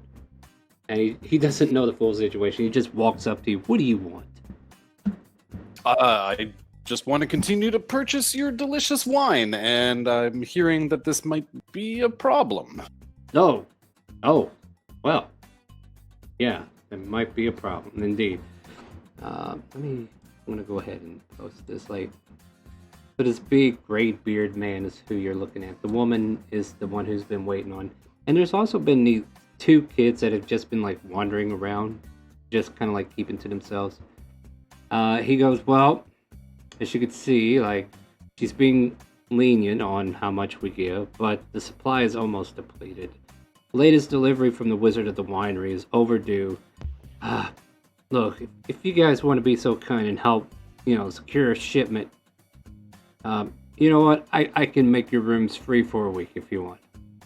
If you could find a way to return some wine and make sure that they don't run short. And where is this shipment to be coming from? As Dravos comes down the stairs next to you there, I assume. He mentions to you that my cantankerous father, Davian Martikov, he owns the local winery in the vineyard. The Wizard of the Wines is just west along the road. There's some... Let's see here. How would he phrase that? The old crow just doesn't know how to run that business, and I just got tired of dealing with it. But, if you can go down there, figure out what my old man's up to, and maybe I can make it up to you guys. Like I said, free rooms for a week. Maybe some free wine. But, yeah, I'm really concerned that the shipment's not coming through. Hearing this, Murdoch will pop up. Assuming you have the supplies, Murdoch could make you the finest ale in the land. Yeah, supplies. You know what the problem is, though? That soil outside. It's tainted. It's cursed. Doesn't allow anything to grow. Only place anything ever grows is right there at the Wizard of the Wine. Interesting. Yeah, I since... look at the party and I'm like, so what do you guys think? Should we help? Doran is definitely in. Dravos is in. Well, tell me what, did you all pay for your room tonight? Yes, Indeed. I did. Give them back their money. They're gonna help us. I'll do it on faith. So each of you that have paid an electrum, get your electrum back. Cool. If you do this for me, you got a week on me. Okay? Then I'll make sure to share some of this wine with you.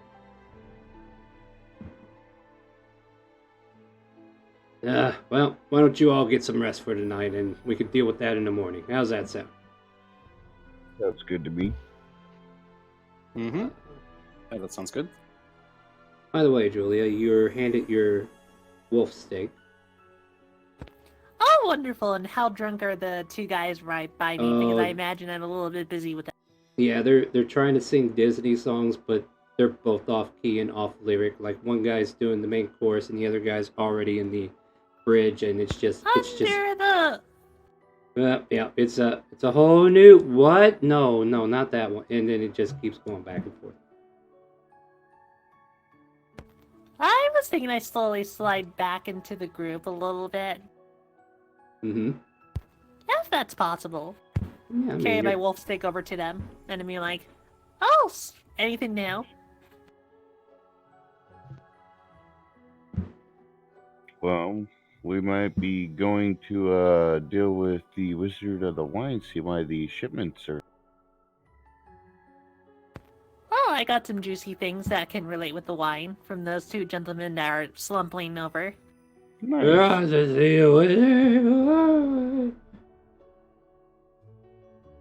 They're trying to sing along with Dorian, but they're doing a terrible job because he's singing a different song and they're hearing something totally different. But what's the thing? Is it related to the wine being shortage? Those 2 men, I think, drink the last of it. Yeah, it's due to the wine shortage. But we get our money for our rooms back, so. Oh, wonderful. And we get rooms for a week. How did you convince that? Because we're doing this for them. Oh, fair enough.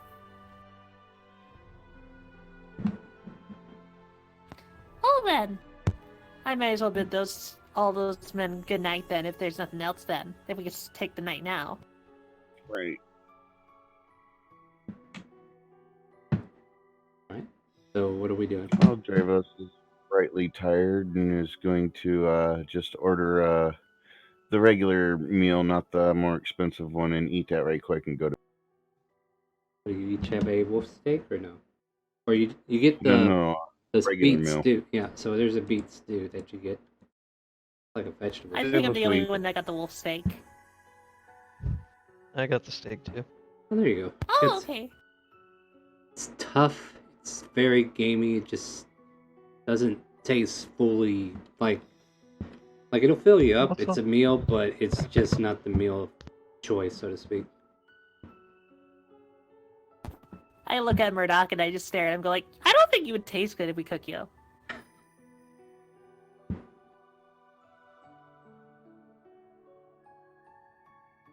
Any reply to that, Murdoch?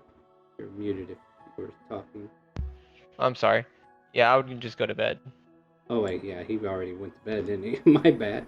I popped out.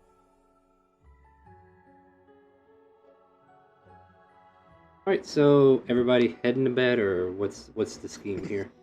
Any nighttime Yeah, shenanigans? so- Bedtime. Before I go to bed, I check on those two guys, and well, how drunk are they? Do you think they're slumping over sleepily? Oh yeah, they're starting to doze off, and they're trying to stand up to go towards the door, but they keep falling back down. Meanwhile, 14 gold pieces fall into your lap, Doran, from your 14 performance. gold pieces? Yep, for your Wow. performance. You put on a show that they have not seen in years. All right. There you go. I was just gonna say I'll try to help those guys, as well, take a small donation from their pockets if possible. You want to walk them home? No, just out of the door as I pat their pockets. All right, go ahead and make a sleight of hand.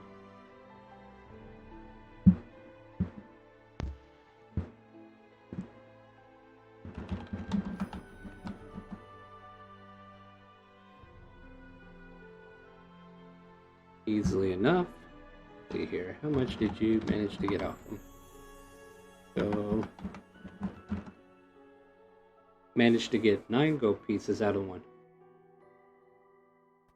Alright, then, after I do that, I wave them goodbye, and had a lovely time, and then head back to my room. Bye! And then literally just feel awfully sick because I just drank wine. Blah. Blah, blah, alright.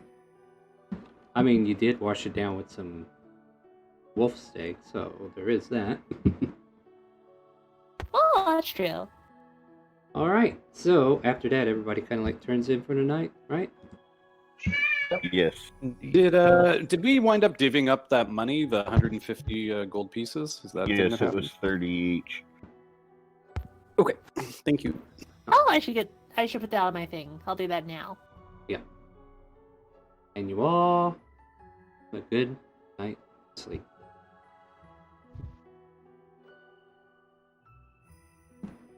Let's see. Things that are happening.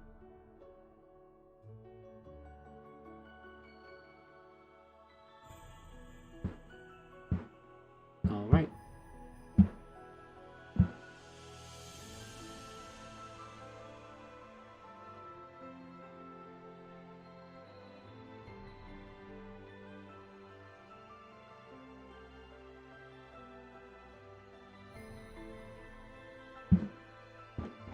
Check something.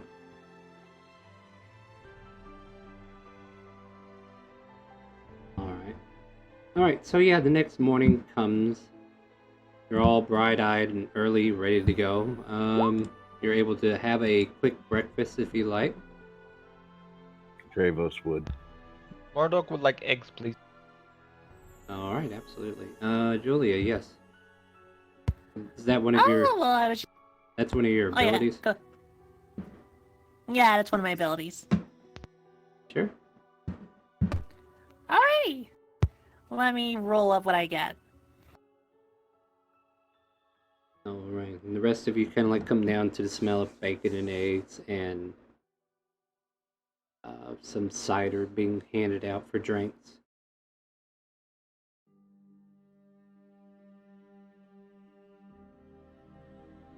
Is that Alright. alcoholic cider by any chance? No, unfortunately. Uh, Are you wanting wine? I can get you more wine. yeah, I think I'll skip breakfast and get straight to the wine. Yes, in honor of our adventure we're just about to head off on. Right. Well, we still have some grape smash if you'd like some of that. But yes, it Yes, is running low. absolutely. Well, then fine. I'll Okay. get you a glass of that. That's perfectly fine. He runs back to get you a glass of grape smash and anything you guys want. Like, they're currently Jarvis out wants of to the... see if he can see through Julia's disguise. Well, first you gotta wait for her to come downstairs. Okay. Like I am, I'm not a great morning person, so I just slowly come down the stairs, just like, not really happy because I still feel the alcohol from last night. Even when it was a little. Hmm.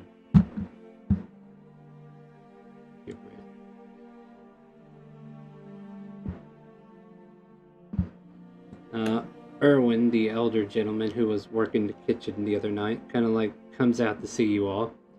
And, oh hey, here's his token. Let's put a few of these tokens.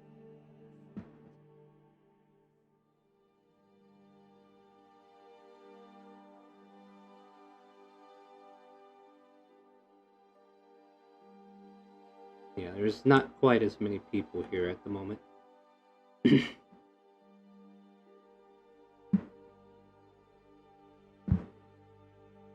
I love how they all have the same character sheet.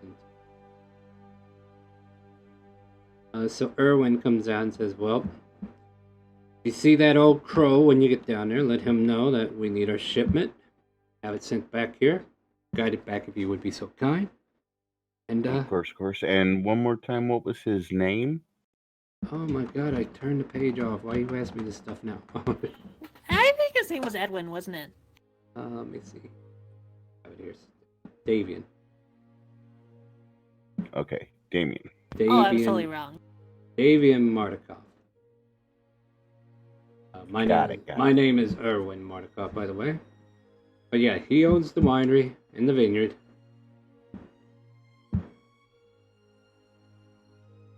But if you see that old crow, just let him know we're waiting for our shipment, and he should get it here ASAP. Otherwise, we're gonna be running behind, and we're gonna run out. Right.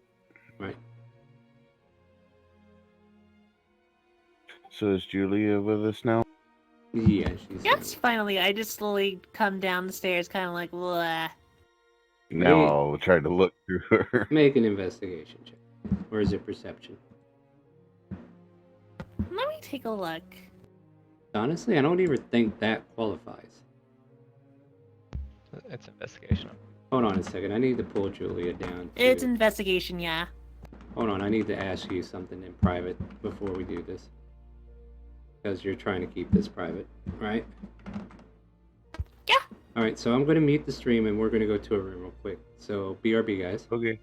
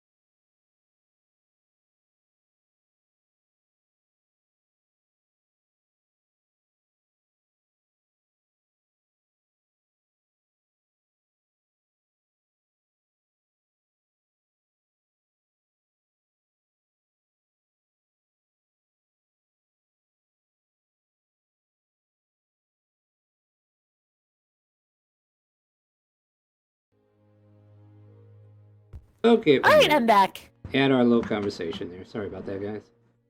Yeah, you're you all may good. you may go ahead and make that check then.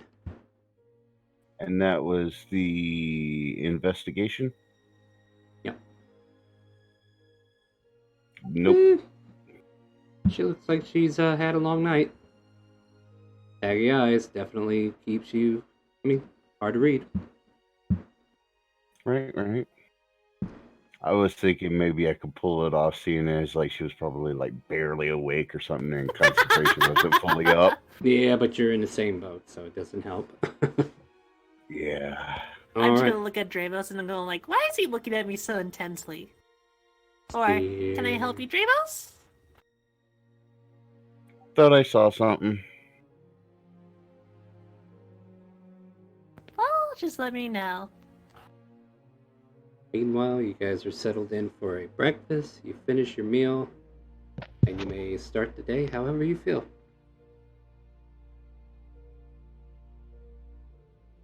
I say this to the party. So, shall we go find the wine, or shall we look around in town and maybe find some supplies first before we go?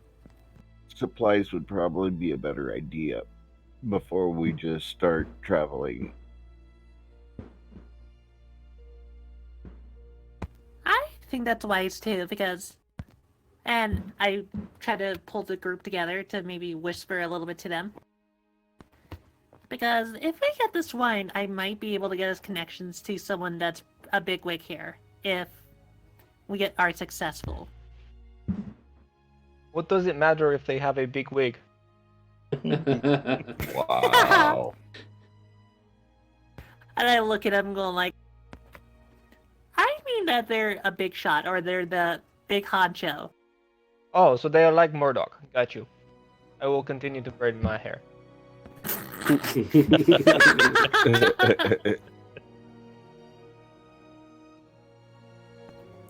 Yeah, I just say that to the whole party, and I just wait for their opinion. What is the plan for this connection? Well, they're the best chance for us to know anything about this whole damn land. And possibly to help us out, figure out things with Strahd. Well, seeing as we're doing show and tell this morning, Dravos is going to lean forward and like quietly, as to like bring it to a hushed tone, but not so quiet that the whole party can't hear it. Let y'all know that he may have found some information on a possible relic or an item that would be of great use to us.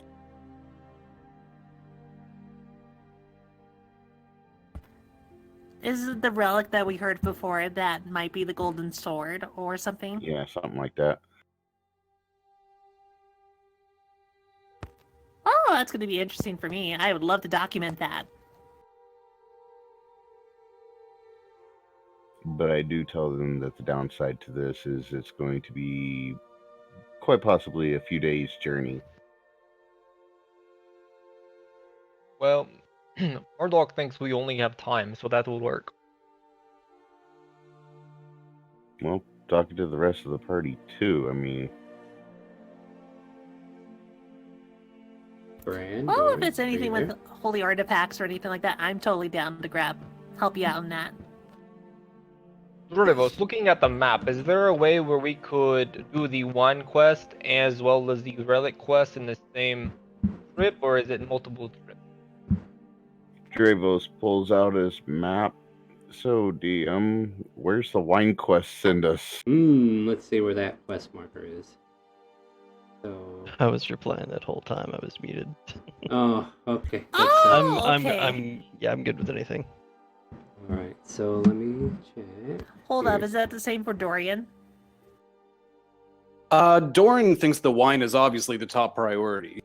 Absolutely, right? All right. So Yeah. I think it's. I think, Okay. I was worried that you weren't able to say anything.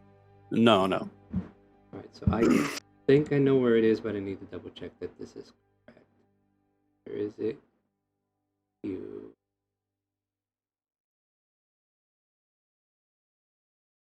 Oh, that's. Yeah, oh, Can I do a Control F in here?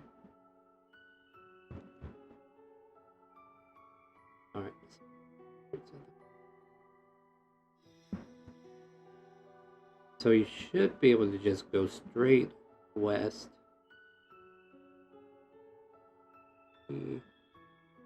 Or... Okay, that's Kresik. Maybe that's it at P or R, alright.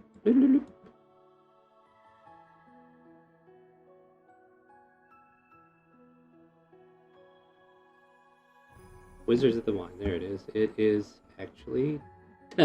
ironically, it's W for Wizards. Isn't that neat? Alright, so where is W on the map? UV...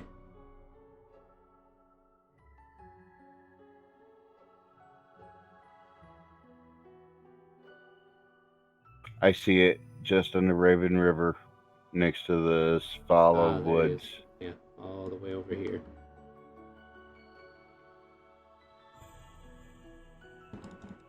Will you mark it on the map so we can see it in the future? Yeah, I was pinging it. Oh, you already did. Trying to ping it, but I was on the wrong thing.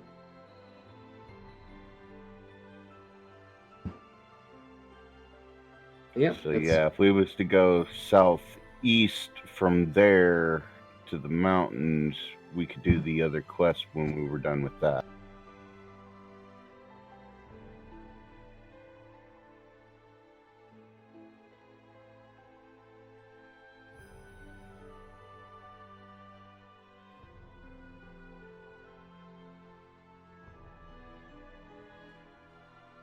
Oh, go ahead, keep talking. I'm just measuring. Oh no, I was just telling them that if we went southeast from there, we would make it to the mountains. Let me ask this question to the group then. Should we grab the... Should we head to the holy site first, or should we grab the alcohol? Or secure that? Well, we Because should one would take probably longer if we the tried to do that. alcohol. Murdoch believes the wine is the most important. As does Doran admires Murdoch's intelligence. There you go. So, alright, so we figured it out. Wine first. Alright. Yeah, even Dravos was saying wine. He's like, the wine's closer. Like, but to get to the site, it's south and to the east a bit of where we go for the wine. And if we head there, is there any towns halfway there or in between that we might stop at, since it is a few days trip? Actually, it wouldn't be a few days according to how long this thing says a mile is. It's like 8 miles from where I was measuring. So that'd probably take Oh, you... okay. I mean, it'd still take you like a good half a day to get there, I think. But like where he wants to go to look for that sword, there's like mountains you gotta go through to get around the pass and everything else. So it kind of like winds a bit. Okay, good to know. No, as far as settlements go, like there's a city that's north of it. You can see up here clearly. But other than that, there's just that winery down there. Well, I point that out because then what I will say then to the group is like, then I agree with the wine then, because if we hit the wine, then we can head up to the city if we need to, and then make the big trip down. Exactly. Plus, it might put a little bit more coin in our pockets, which would allow us to resupply for the trip into the mountain. Alright, so what's the intent, guys? What do you want to do? I think we've all voted winery. Yes. Wine! Are we doing any prep work or are we just leaving? I think we should prep a bit. Definitely prep. We Okay. should see if they have any of those silvered weapons. Yeah, Or Oh, those of actually, us that who is can pretty use them. smart. That is. Dravos is going to ask the bar lady or the bar guy if there's a blacksmith around.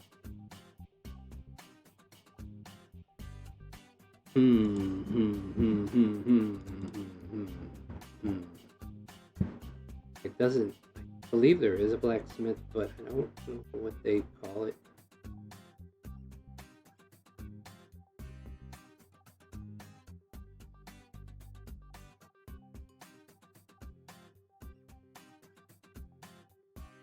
so if I don't see this, I'm going to say there's a smith on the north end of town that leads almost out of town. Okay. We'll call it... I don't see anything. I could have sworn like I heard of one being in Falaki. I mean, there's definitely one here, right? We'll say there's You a... would think. Yeah, As we'll say big that... as the map said. I would hope so. Yeah, so I think she would point you to a smith that is like on the north side of town. It's probably like somewhere right out here. Okay. Somewhere in that I would vicinity. also ask the innkeeper if this town's capable of making holy water. They would refer you. You might want to check back at the church with the priest and see if they do that. You know, I should have done that earlier. That would probably be wise. Alright, so... Dear Lord. Yeah, I'm trying to keep track of like 5 different types of plots that they can throw in here and trying to find all the other information as well. I ain't gonna lie, module is a pain in the butt. So excuse me for being slow on these modules. I'm going to try to put my own spin on this soon, but I still feel like I need to get the training wheels off here to get to where I need to go. So we're going to say there's a blacksmith that works out here that actually deals with silver. So if you want to go That's where see him... Dramos is headed. Alright, so you head out that way, and you hear the hammering of a hammer, ching, ching, ching, and the blacksmith is in there doing his thing. You walk in, you see a red bearded dwarf just hammering away over an anvil, just hammering on this blade. Kind of like looks up from his work, pulls some goggles off, says, "Can I help you?" Evening or morning, Forge Master. Was wondering if you by chance deal with silver weaponry. Yeah, you hunting them werewolves, are you? Get your asses in here and I'll see what I can get you. Yes, sir. Yes, sir. Who's And all Dramos coming is in? gonna walk. Bren is going in. I'll follow, and we'll head to the church after this visit. Marduk will wait outside. Murdoch, make a perception check.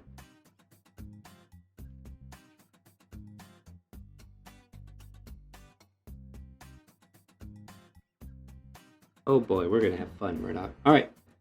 Meanwhile, inside first. So, what do you need? Clong, clong. Sets his little project down. I'm gonna need some silver arrows, I would assume, and perhaps a silver blade.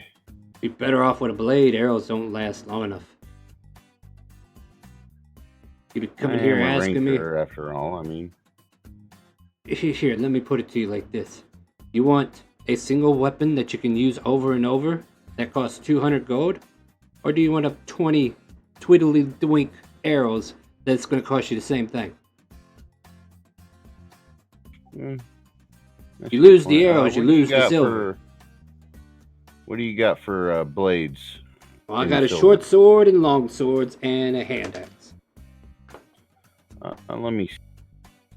And yeah, he Do can. you have a dagger that's silver as well? Oh yeah, forgot about the dagger. Yes, I got a dagger. How much for your longsword? 200 gold. Yeesh. What, you think I'm made of money here? This is cheap? No, it's not. I'm putting actual silver inlaid into these blades to make sure that they kill the motherfuckers out there that are going to kill you. Just wasn't expecting that high of a price. Just, no. What about your short swords? How much they running? 200 gold. Your daggers? 200 gold. Same amount of silver goes into these weapons. I talk to the blacksmith in a kindly voice, and I try to talk to him sweetly. Is there a way I can make this cheaper for all of us? I'm sorry, you're not that charming to me, lady.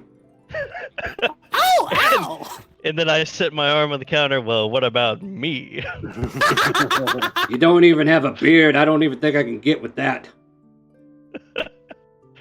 Oh, this guy hurts my feelings. Just yell out. This guy Murdoch. is an asshole, right? Well, Dramos Murdoch is gonna is a step fellow outside dwarf. to Murdoch is talk to outside. Yeah. Murdoch. Dramos is going to step All right, hold outside on, and before talk you- to Murdoch if and be we're like, gonna- "Do you have any booze on you?" if we're gonna involve Murdoch, I need to go ahead and do this one scene with Murdoch because he did a perception check while you guys were inside. Let me double check something real quick because I really do want to play this scene now because I thought it'd be cool. But I don't want to mess it up because this module is very important to me in special ways that I don't know how, but we're gonna try to make it work. I think I could start by saying you see a man carrying like a potato sack type of over his shoulder, and he's just walking straight out of town. Is there anything peculiar about the potato sack? Well, it's not like an actual potato sack. It's like a linen cloth sack in the shape of a potato sack, and it's with that perception, I think you would have noticed a little wiggling in it. Murdoch would follow the man and say, "Excuse me, potato farmer. Potato farmer. What in the sack? Is that for sale?" Okay, give me a second. Now I actually gotta look them up. I thought I would have it by now. Where did I saw it on a map, and I thought it was this one, and it's not there anymore. It was the big map. Well, let's see the here. main. Yeah, so bear with me. I really don't want... Oh, yeah, it's probably on this map. So I can grab the information there. Yeah, this is the guy we were looking for. So put them to the token layer. Then I will be able to... So... no, I want to see what he's... Wait, I'm on the wrong layer. Alright. Almost with you, Fred. Hold on. So, this big, burly, drunkard dude who has this sack over his shoulder, he kind of turns to you. He's like, "No, not for sale. I gotta go." He continues to run out towards a lake. So he takes off running. Yeah.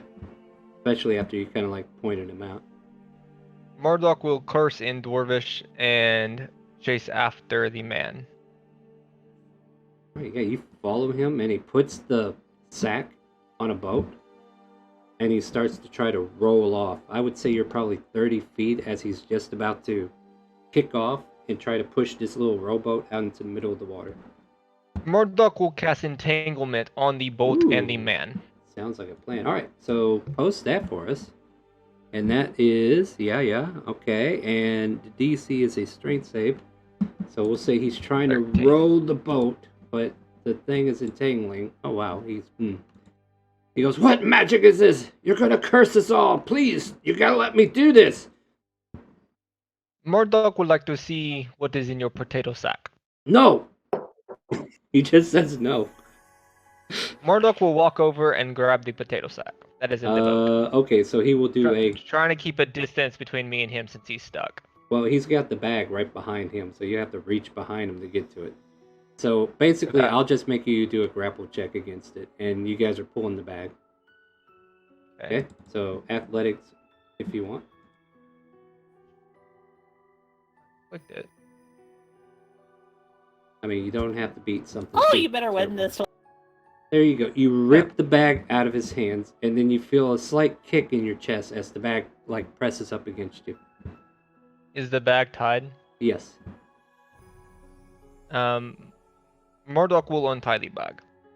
You see a young, alabaster white-skinned, raven black-haired girl. She pulls her head out of the bag. She's gagged.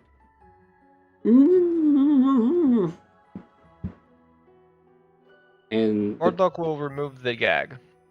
she lets out a gasp like, "I want to go home. I want to go home right now."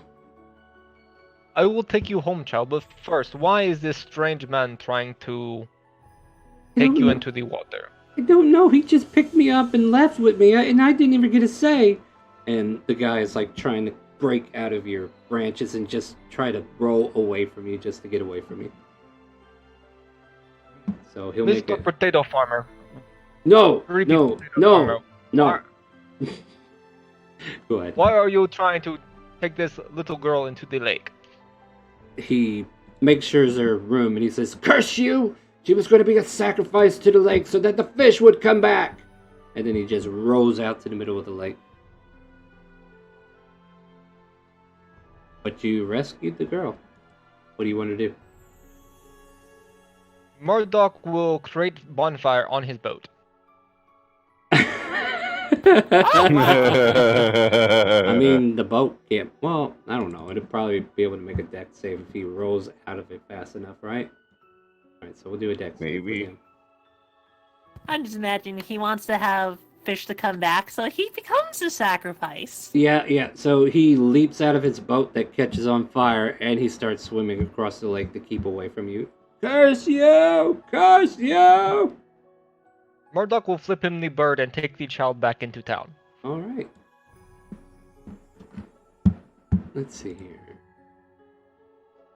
What is your name, child? Arabelle? And you know not why this the potato farmer tried to grab you. There's a picture of her, or her token, I should say. Oh, she's a cutie. He kind of like looks at you with bewildered eyes, like, I don't know why he did that. Where is your home, child? South of town, we're in that camp with the Vistani. Murdoch is. Do you mean going west out of town or east out of town? Because the due last. East. due south. Right outside the gates, south of town. Okay. Do you need a escort, child, or can you walk yourself? Do you want her to walk by herself? Well, I mean, I feel like the guy's, swimming. You said he's swimming away, so like, I mean, I don't think it's that far of a walk. I would ask her opinion. So yeah, she kind of like straightens up, dusts herself off. Yes, I can get there by myself. Okay. But before I go, what's your name? My name is Murdoch, child. Murdoch. Thank you, Murdoch. I really appreciate that. You are welcome. And she starts to take a step back. Well, here's the funny thing. She doesn't go directly into town. Like, she starts to go around the town. Child, that is not the way to your camp, from what you described it to me. I can't go through town. Why is that? The guards, they don't like us. You stick with Murdoch. Murdoch will take you. Guards will not bother us. Are you sure? I mean, I'm Vistani after all. Here you go. Murdoch will take off his cape and put it on the child, so she no longer looks Vistani. Ooh, okay. Fair enough. So you walk back. I mean, I'm actually proficient with it. Disguise. No, I'm not. No. I lied. Oh, I was about to say, do you really want to disguise it? I mean, I was going to give you a pass, but since you brought it up. I mean, I thought I was proficient in it, but I don't think so. I think it's just thieves' tool. Well, I tell you what. Just throw in a cloak over a girl to kind of like obscure her face and just guide her. I don't think the guards are going to give you too much fuss over it. Okay. And yeah, That will work. You walk back through, like, and everybody just, so while you're coming back in, we got to go back to them now, because they're like, Murdoch, and then they realize you're not standing there anymore. So we're back. So Drivos ran out to grab Murdoch, and it's like, Murdoch. Yeah. Now where the hell did he go? Good question. And I'm looking around, like, where did he go? Like, trying to figure out where he... Is that blasted dwarf out there? I'm looking for him, but I don't see him. Probably trying to find more flowers to braid into his beard. Julia would know that Murdoch creates his own flowers. Drivos is just gonna keep going north a little bit to see if maybe he wandered up that way. All right, what's the rest of you doing? Because that's going to take a little bit of a time. As he kind of like raced off in that direction, spent at least 5 minutes. Well, I probably would still try to talk to the shopkeeper. Might as well figure out if he has any more stuff. Because, I knew it. I'm gonna buy that silver dagger if it kills me. But I also want to find if he has any other cool stuff. Yeah, to kill someone, that's for damn sure. Other cool stuff. But I would he said. ask him if he had any, like, light armor or protection that I could take with me, that I could put under my robes if I need to protect myself if I get You attacked. looking to protect yourself? I probably got some leathers around here if you're looking for leather armor. Oh, I already have some leathers. Do you have something that might be a little bit a step up?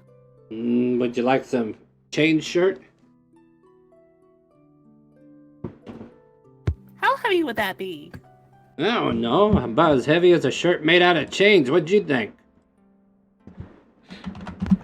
I think if I put that on me, I'm gonna fall over and not be able to get up again. Yeah, you're probably right, lass. You need something a little less than that, huh? Yeah, I am not strong at all. They are 20 pounds. Oh yeah, I would literally be like a little kid trying to like walk with terrible shoes on. Done that. Yeah. Yeah, you'd probably be waddling around. You probably wouldn't be interested in chainmail either then, huh?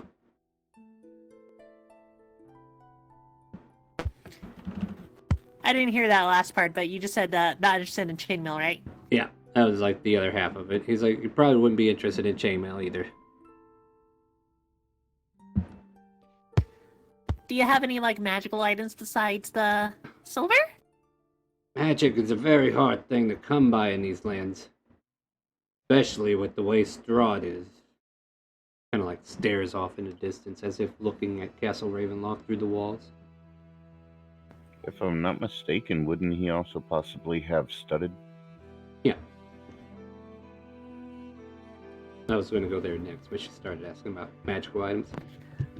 Oh, I could definitely go for studded if they have that. Yeah, we got some leather here with some polka dotted metal pieces if you want them. How much? How much is this studded leather? Let's find out. Also, how much does it weigh? Because what I'll do is I'll trade out my leather for that. Alright, let me find it real quick.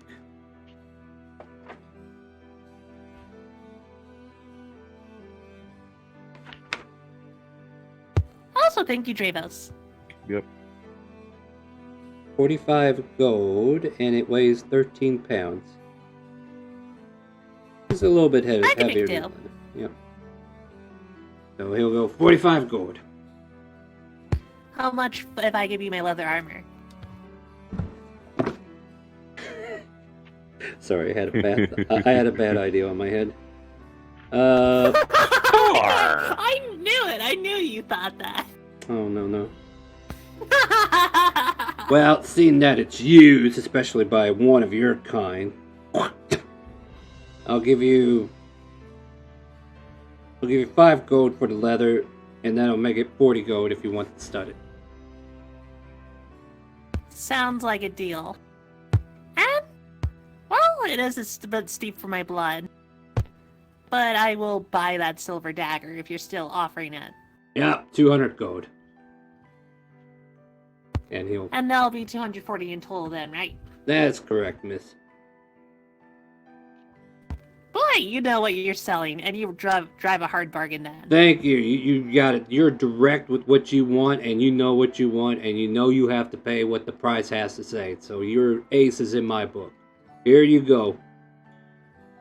Go find somewhere else to change, though. Oh, good idea. I'm not gonna do it in the middle of the store. Got a dressing room in the back you can use. Well, thank you. I shall head there now. Yep. Alright, the rest of you lot, what you want? I would like to take the most pristine looking javelin that I own, and I'm going to attempt to haggle with him. Okay. Alright. Let's see how this goes, because you know I'm in a mood right now. I'll say, Mr. Blacksmith, Yeah, this that's what they call javelin me. here. Yeah, that's a As javelin. I pull it out. This javelin is called the Sky Kraken. It is a prestigious weapon passed down through my family for generations. Where I come from, it is coveted as a relic of old. Kings and generals have wielded it in many famous battles throughout the ages. Even the wealthiest of merchants in my homeland couldn't place a price upon it. I'll be willing to let it go, in exchange for silver weapons from myself and my friends. Can you imagine how much money you'll make from just having such a relic in your store? Let alone selling it.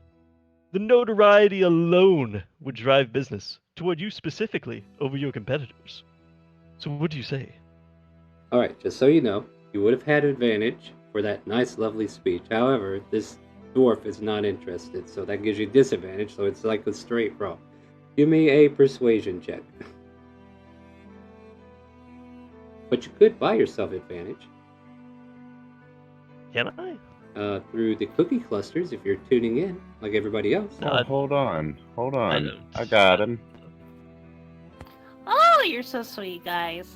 You're gonna give, like, Dravis is gonna give, like, Bran that, isn't it? I got 4.2k. I don't Yeah. have 5.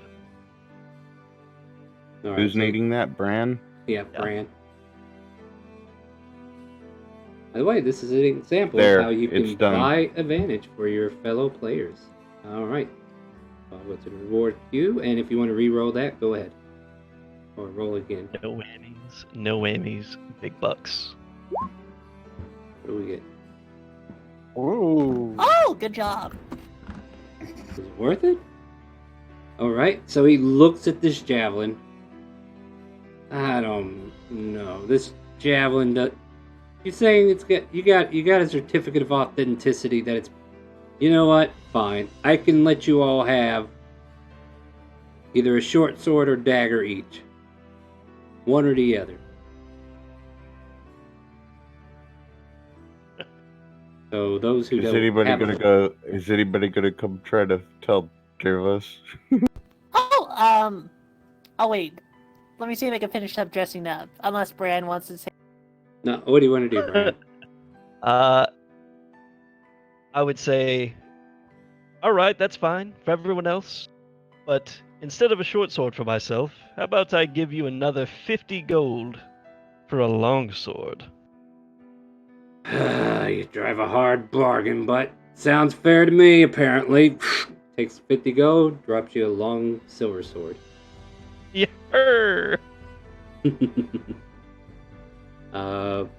Did you need another weapon? Well, I guess you're the only other one there, right? Yeah, just the long sword for myself, and then everyone else short sword or daggers. So No, right. I already got my dagger. Now I'm in the dressing room. Yep. So she's I'll dressing pop up. out now. Dravos catches up with a little girl and our Oaken Shield, Murdoch, in tow as you guide this little girl back through town with a cloak over her head.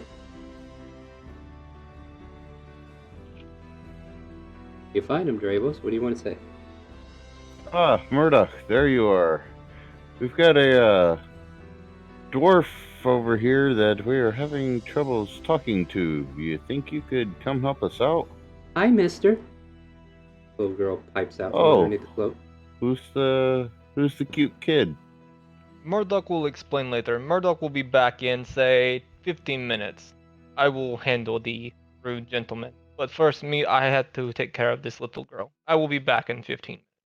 All right, I'll go back to the smithy then, and I'm gonna head back to the. All right. So you head back. Dravos. When I get back, I'd just be like, "Yeah, Murdoch says he'll be back in about 15 minutes." I think the little girl will say, "Sir, if you want, we can go and take care of the business, and then your friends can come with." If you would like, it does not matter to Murdoch. I'm just trying to make sure you get home safely and quickly.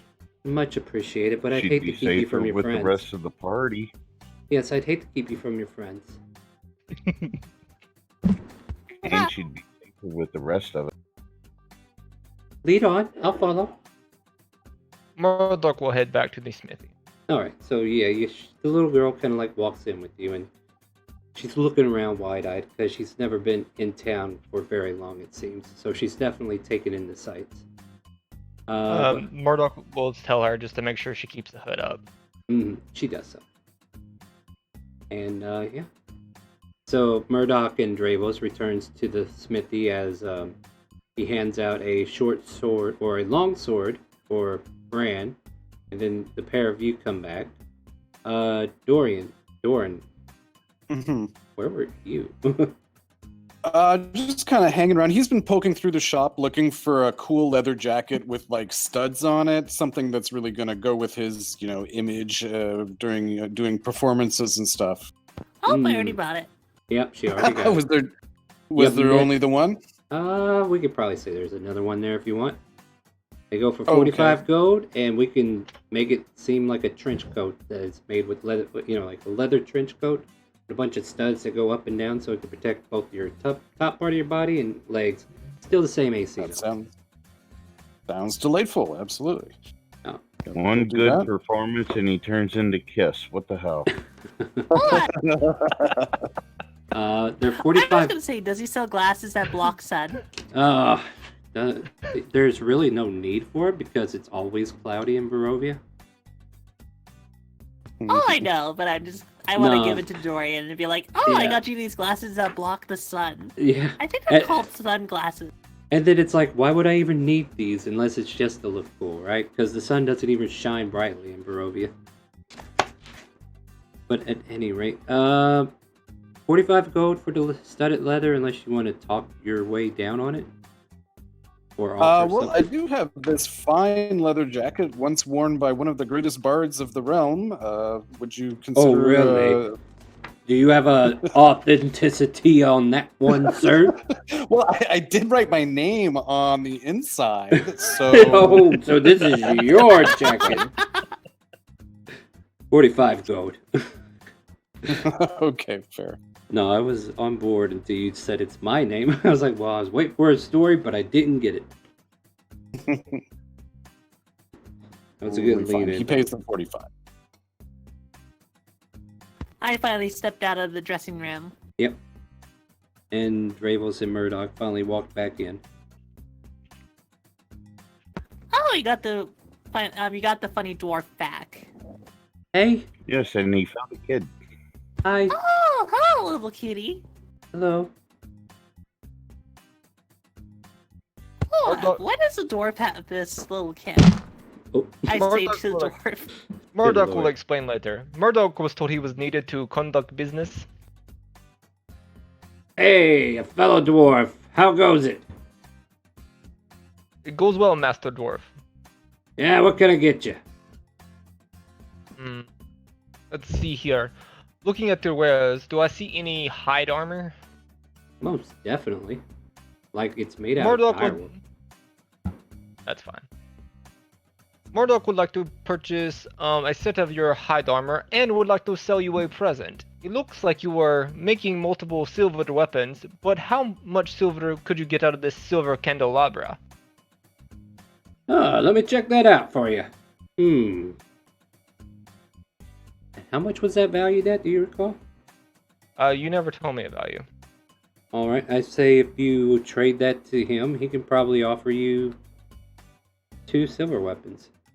You can probably lace 3 or 4 with this. I can offer up 2 of my weapons if you want.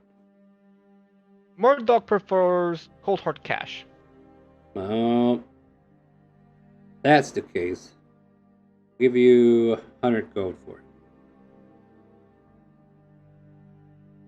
It is Murdoch's recollection. I will go and look at a price tag, if there is any.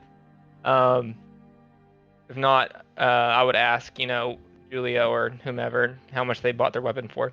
I would straight up tell Murdoch out of frustration just to get that spite out of the dwarf that, maybe charge 200. I would literally straight.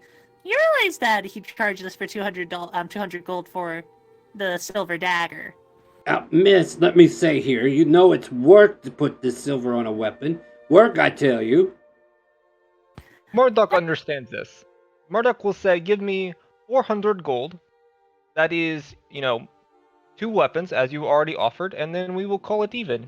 And I will take the hide as a gift. And I will wink at him.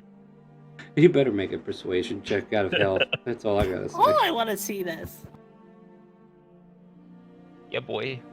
He That's pretty high.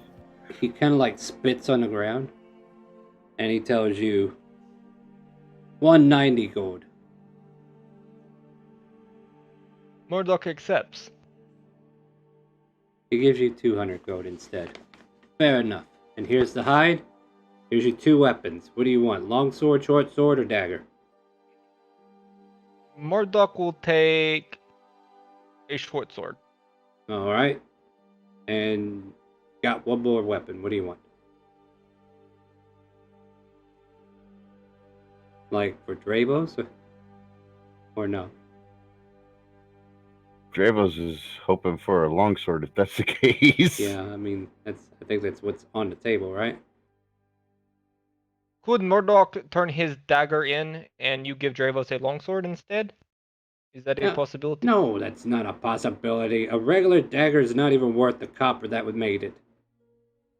No, his silver. Sorry, my silvered weapon. Could you take my silvered weapon and Dravos's and make it into a longsword?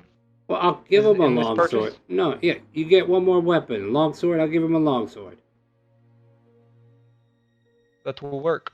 Then Would you there like go. this? Murdoch will go ahead and strip his leather armor off in the middle of the store and offer it to the dwarf as like a gift. Oh, Oh, no, God. no. You go ahead and keep that one. I cover the children's eyes just to be like, oh god, no. What's going on? Why are you blinding me? Just you're too young for this. Just think of ponies.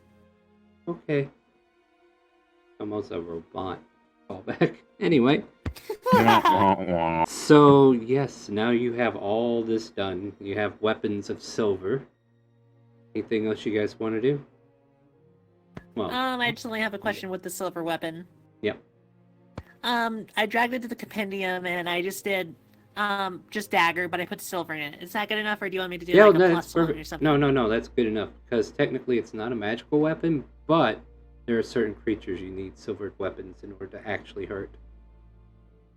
No, that's why I asked. Yep. Good to know. Yep, yep.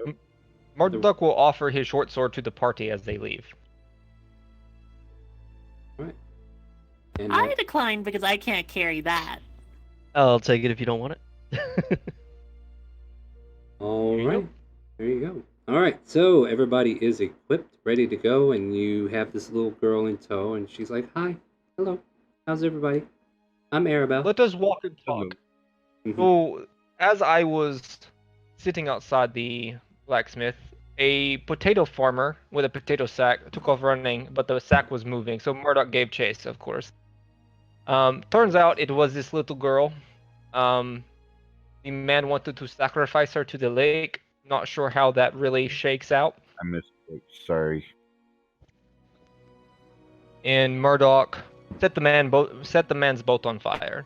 I am now trying to return this child to her people. So you're telling me that he wanted to murder this little cute potato that right here? Apparently, that is what potato farmers do. Did you at least kill him? No, he's in the middle of the lake swimming to the opposite bank. Why didn't you drown him?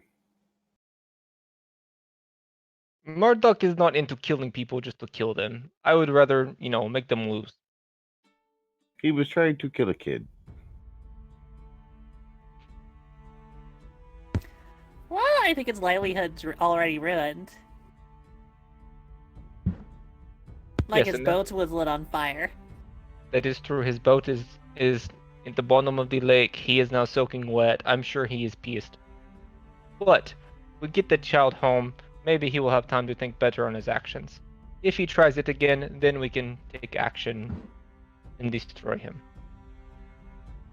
Yes, well, let's get the child home. Mm.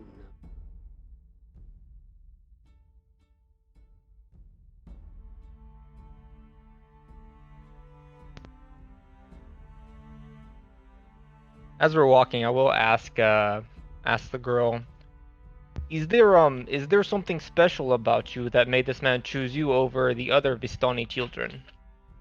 Or is it just wrong place, wrong time?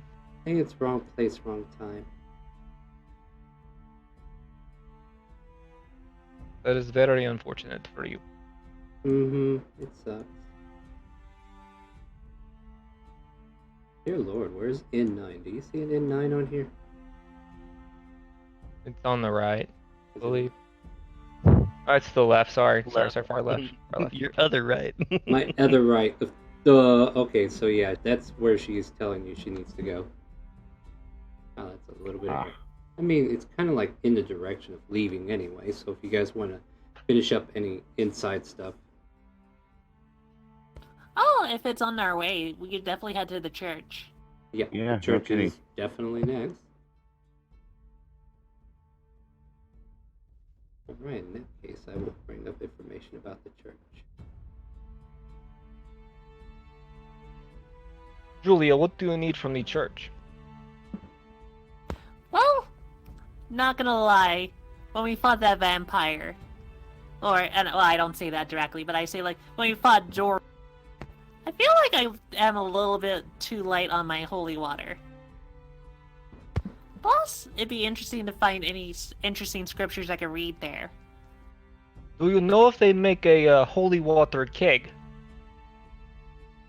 Only one way to find out. That would be best. I'm just not gonna carry that, so I'll leave that to you. Oh, Murdoch can put it on his horse. Oh, right, you have a horse. Yep, so does Travis.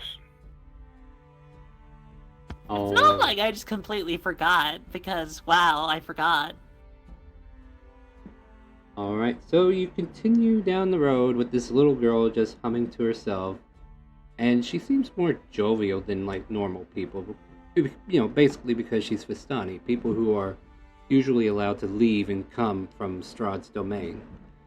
But you make it to the church, and you see like a small mass that's in there, and the priest is up there starting to give a small sermon. But as you kind of like gaze out to the nearby cemetery, you can see that same boy from the other night with his shovel. A brawny lad with a perpetually furrowed brow seems to be tending the grounds and digs graves. Does it look like he is digging lots of graves, or is it just like one or two? At the moment, just one.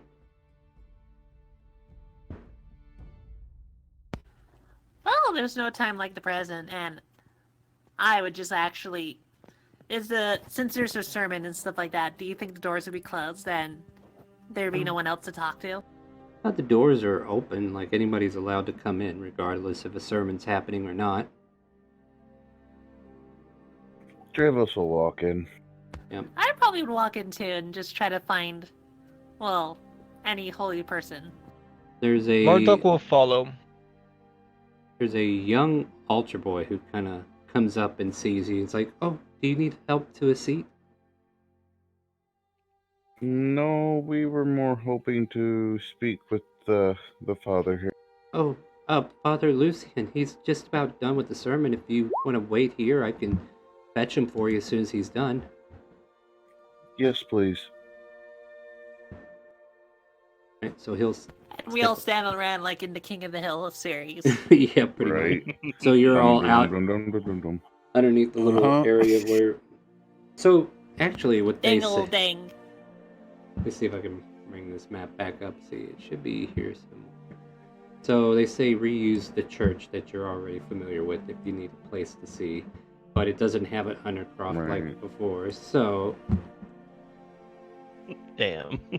yeah, no Doru Must have this been time. asked if they had a basement. No Doru this time. But yeah, this and It's Baru! Boruto. And yeah, basically the priest is up here, and these here broken pews are actually not broken. They're maybe in a little bit disrepair, but this place has got a few people who are just kind of like quietly listening and then feeling relieved by the priest's good word of the Morning Lord. And he kind of like finishes his sermon off by saying, and may the Morning Lord bless you all. You all have a great day, and I hope you stay safe out there, everybody. Don't worry, the Morning Lord will provide. Have a good day. And he starts shaking hands with everybody, and the altar boy goes up to him, lets him know you're all kind of waiting. And he kind of like comes towards the doorway, finishes, you know, like doing a little handshake, greeting to everybody as they leave. And then he turns his attention to the rest of you. Ah, you were the ones that brought Irina and Nismark into our fold the other night, were you not? Yes, we were. Oh, that is correct. How can I help you? I would love to know if you are capable to make holy water. Am I capable of making holy water? Let me see. This is the DM speaking. And if not, if you have any, like, ancient records I could take a look at. Like, I would say he probably has some for sale if you want to make a donation to the church. Well, it depends. How much of a donation? Well, it depends. How much do you think 3 holy waters are to you? Well, I think the church needs a lot of support to fix the pew. How does 60 gold sound? I think 60 gold would be marvelous, my dear. Here, you have 4 bottles, or... I mean, I said 3. 3 bottles of holy water. You said 3. Yep. I would love a 4th bottle if you were willing to throw that at me. How much is holy water naturally, though? I don't know. Let's take a look. Yeah, let's take a look. Go ahead, Murdoch. Murdoch will reach over and help Bran close his mouth.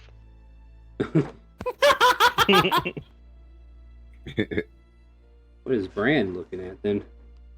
What am I looking at? Murdoch assumed your jaw dropped at the 60 gold given to the church.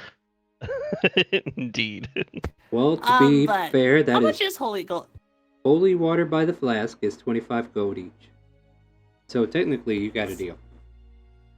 So I get 3 or 4. Just You double get 3. check. You get 3. Otherwise, Okay. like, it would be 75 gold normally. So you're getting it for 60. Oh, no. instead. I'm definitely taking the 3. Taking the 3. There you go. I would say they had 3 ready, so he might make some more later. But for now, he doesn't have the time for it. Other than that, is there anything else I can help you with? Drevos would like to know if he can cast Holy on items. I'm afraid I don't have all that prepared. Okay. Just thought I'd double check. Then I would just ask if you have any documents or articles that might help us that I can read. He will tell you, Dravos, like, if I was a part of your party or something, I could probably ignite a weapon for 1 turn. You know, one good swing, but I'd have to, like, be there for that to happen, you know what I mean? Gotcha. But, literature? Are you looking for literature? Why, yes, I have some literature on the Morning Lord. Are you interested in converting? No, I'm just here to collect information from the area. I work with a magical community that studies different cultures and stuff like that. Well, then, I suppose that's quite possible for us to do. Well, here you go, a Bible of the Morning Lord. Why, thank you. Now, priest, for the real test. Would you like to join our party so you can ignite Dravos' weapon? He chuckles and he says, look, I can't tell if that's a joke or a mockery, but either way, I appreciate the offer, but the people here need me. The children need me. It's me who looks after all of them. By the way, you helped Irina and Ismark before. I was wondering, and he kind of like looks around, could you help me with something? Depends on what it is, but quite possible. Murdoch will not go into any basements. Oh, no, what? No, why would I? Would you mind joining me in an office, though? I mean, I feel like this is confidential to an extent. Yes, sure. We're not altar Respect. boys. Oh, looks like I'll be perfectly safe then. Jesus Christ, I'm done.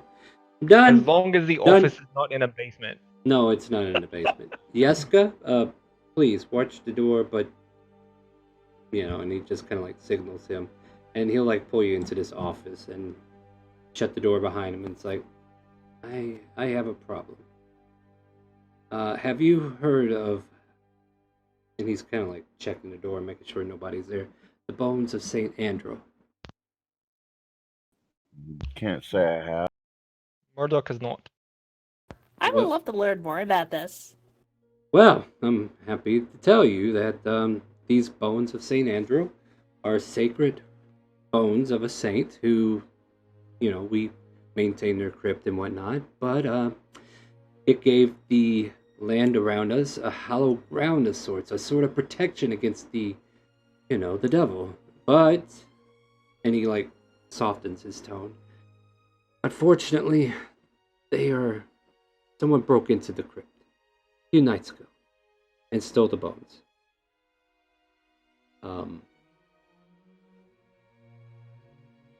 I'm the only one right now, as far as I know, that knows anything about this. Oh, wait a minute. I think I recall talking to Yeskin about this.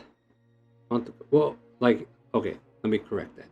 Like, as far as where the bones were, I was the only one that knew they were there, right? So Right. nobody should have been able to steal them. But I might have said something to the boy Yeska out there, and he might know about the bones. That was probably a month ago. I mean, it might just be coincidence. But after the bones were stolen, let's see here. I asked the boy if he told anyone else. The boy nodded, but he wouldn't divulge a name. Like, I tried to question him, and apparently he told somebody, and he wouldn't say who.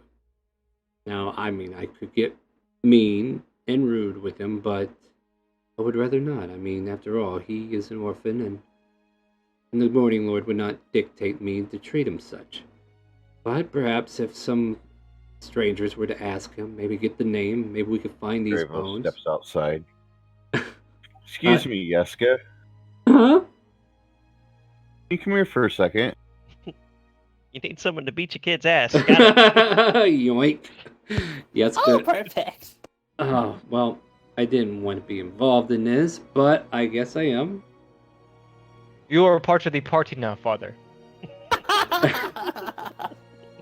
Well, solve one So of I my just asked problems. Huh? Yeska if Yeska would come here for a second. So he's like, yeah, I guess. So he comes He gets inside. over here, I grab him by the shirt and lift him up off. Like, he's supposed to be like a shy dragonborn, right? Yeah.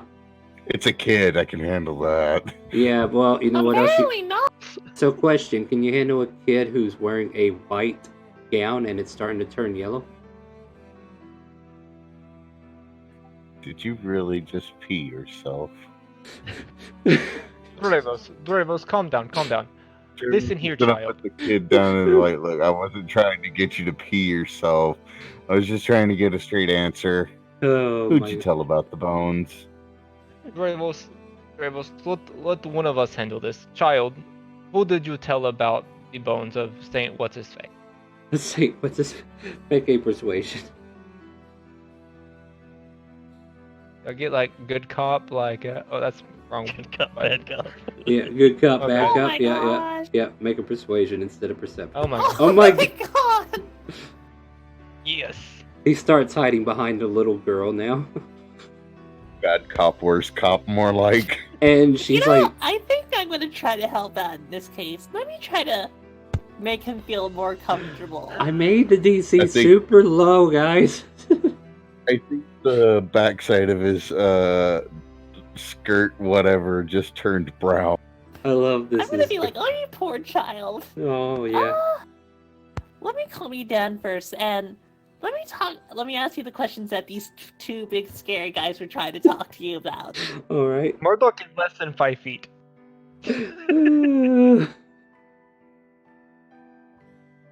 He was afraid of the braid. that had to be it, right? You were too nice. These roses have thorns. Mm. So Julia calms the child down, and father looks at him and is like, I know you wouldn't tell me before, but please, we have to get the bones back. And Yeska just kind of shyly says, Milovich? Wait, Milovich? Did you say Milovich did this? And he shakes his head, yes. Alright. Yeska, not a word to anybody, but leave. And Yeska rushes out, tries to hide his robes, and goes to change clothes, apparently. I just like stare at both like Murdoch and Dravos. Guys, the hell? That's how they do it in my tribe. You need answers, you need them now. this is what happens. Murdoch tried to play the good patrolman and failed. I'm just gonna give those two both a stern look and go like, just no. Murdoch has already saved one child today. He need not save two. So, I start to put my belt back through its loops and say, "Well, I guess I'm not needed." Oh my god. the little girl is like, well, that was interesting. But, yeah, so basically, he goes, you know what? I kind of suspected Milovaj, but I did not want to think that that was true. I mean, the boy's temperamental and Andre, but I didn't think he would do this, at least. Who am I kidding? Of course I knew he could do this. And he kind of like puts his hand in his head in his hand, is like covering an eye and just kind of like sighing. Look, if you can get information on how to get the bone back from him, leaving me out of it so I don't cause any more distress upon my people. Hopefully, Jeska is going to be okay. But, yeah, maybe mill around with Milovich and see what he knows. Maybe he can tell you where the bones are and we can get them back. Okay. And let Jeska know I wasn't trying to scare him that badly. Yes, I'll go check on the boy, please. By all means, though, feel free to go find him and ask if he knows anything. Yes. So Jeska and the priest, alright, they go somewhere else. And you guys are left here to do your own thing now. So do you go look for Milovich? Why am I not comforted by the fact that you said they went somewhere else? Because I don't know. Because I was going to say the actual words, and I was like, I don't want to say that either. And I was like, you know what? They went somewhere else. Let's just forget it. I mean, I feel like we're in a Where did Catholic we touch church each other? already. Yeah, exactly. We're going to get to there. Let's not go there. All right, so yeah, the priest goes check on Jeska wherever they are. Fade to black. We don't need to talk about it. And you have to... we don't need to say what's going on over there. Wow, that made it worse than it was, right? It did. All right. Oh my god. I mean, he's in yes. your party now, so what did you expect? Oh, please! No. So the priest is in the party. We'll see. We'll see how this quest goes. So he's taking care of to make sure Jeska's not going to pee himself on. Oh God! All right, I'm done. I'm just done. Just continue. So No, we're on no. our own. We're done. looking for Menovich. Yeah, So we're we done. saw Shovel Man in the back, Yeah, right? he So did. we'll go to the back and look for Shovel Man. Sounds like a plan. Yeah, it doesn't take Let's you long. find Shovel Man. You find. Murdoch Man. will bring his hand up over his eyes and look carefully around for Shovel Man. He is outside somewhere. You think? Murdoch But will head outside and look for Shovel Man. all right. So yeah, back in the cemetery section, like not this church, but something similar. You see All a three. you see a young man, young boy, perhaps older boy. You know, like I said, he's like in the middle of his teen years, and he's just now finishing digging a grave. And he kind of like steps out of the grave, comes over, wipes his brow off, and notices a small group of people gathering around him, along with a little girl. Teenage Shovel Man, come here. We must speak with you.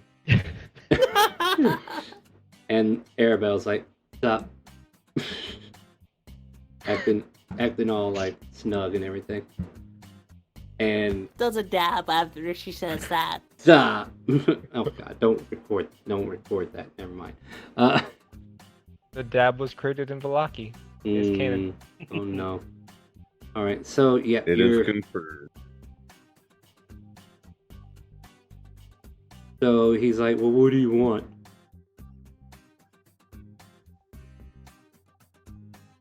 Trust We me, have some questions for you. Julia, would you like to ask him the questions? Oh, that's fair.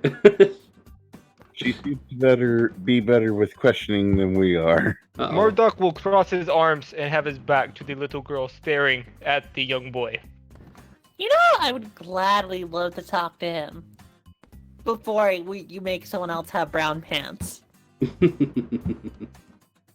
Milovich is wearing the brown pants today. Okay, we are safe. Yeah, but let's make them not Uh, smelly pants either. You're gonna ask me questions, you're gonna keep being all snobbish over there. What's your name? Milovich, what's it to you? Do you know where the bones went? The bones of St. Andros? I know where a bunch of bones are. And he points down to several graves nearby. Down there. I walk up to him nicely and I just get like close to him and I ask him sweetly. It's like, oh, we're looking for specific bones that your priest is looking for. So, not my problem. I think I'm gonna cast Charm Person on him. Ooh, interesting. Alright.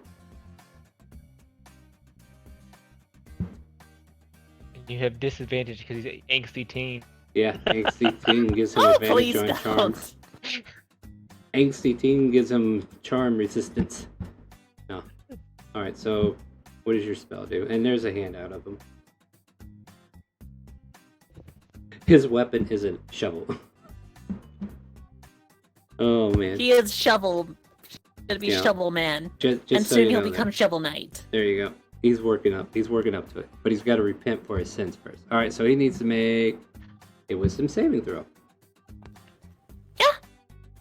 Ooh. Get out of here with that Oh, ew. witchcraft, woman. I ain't listening to you.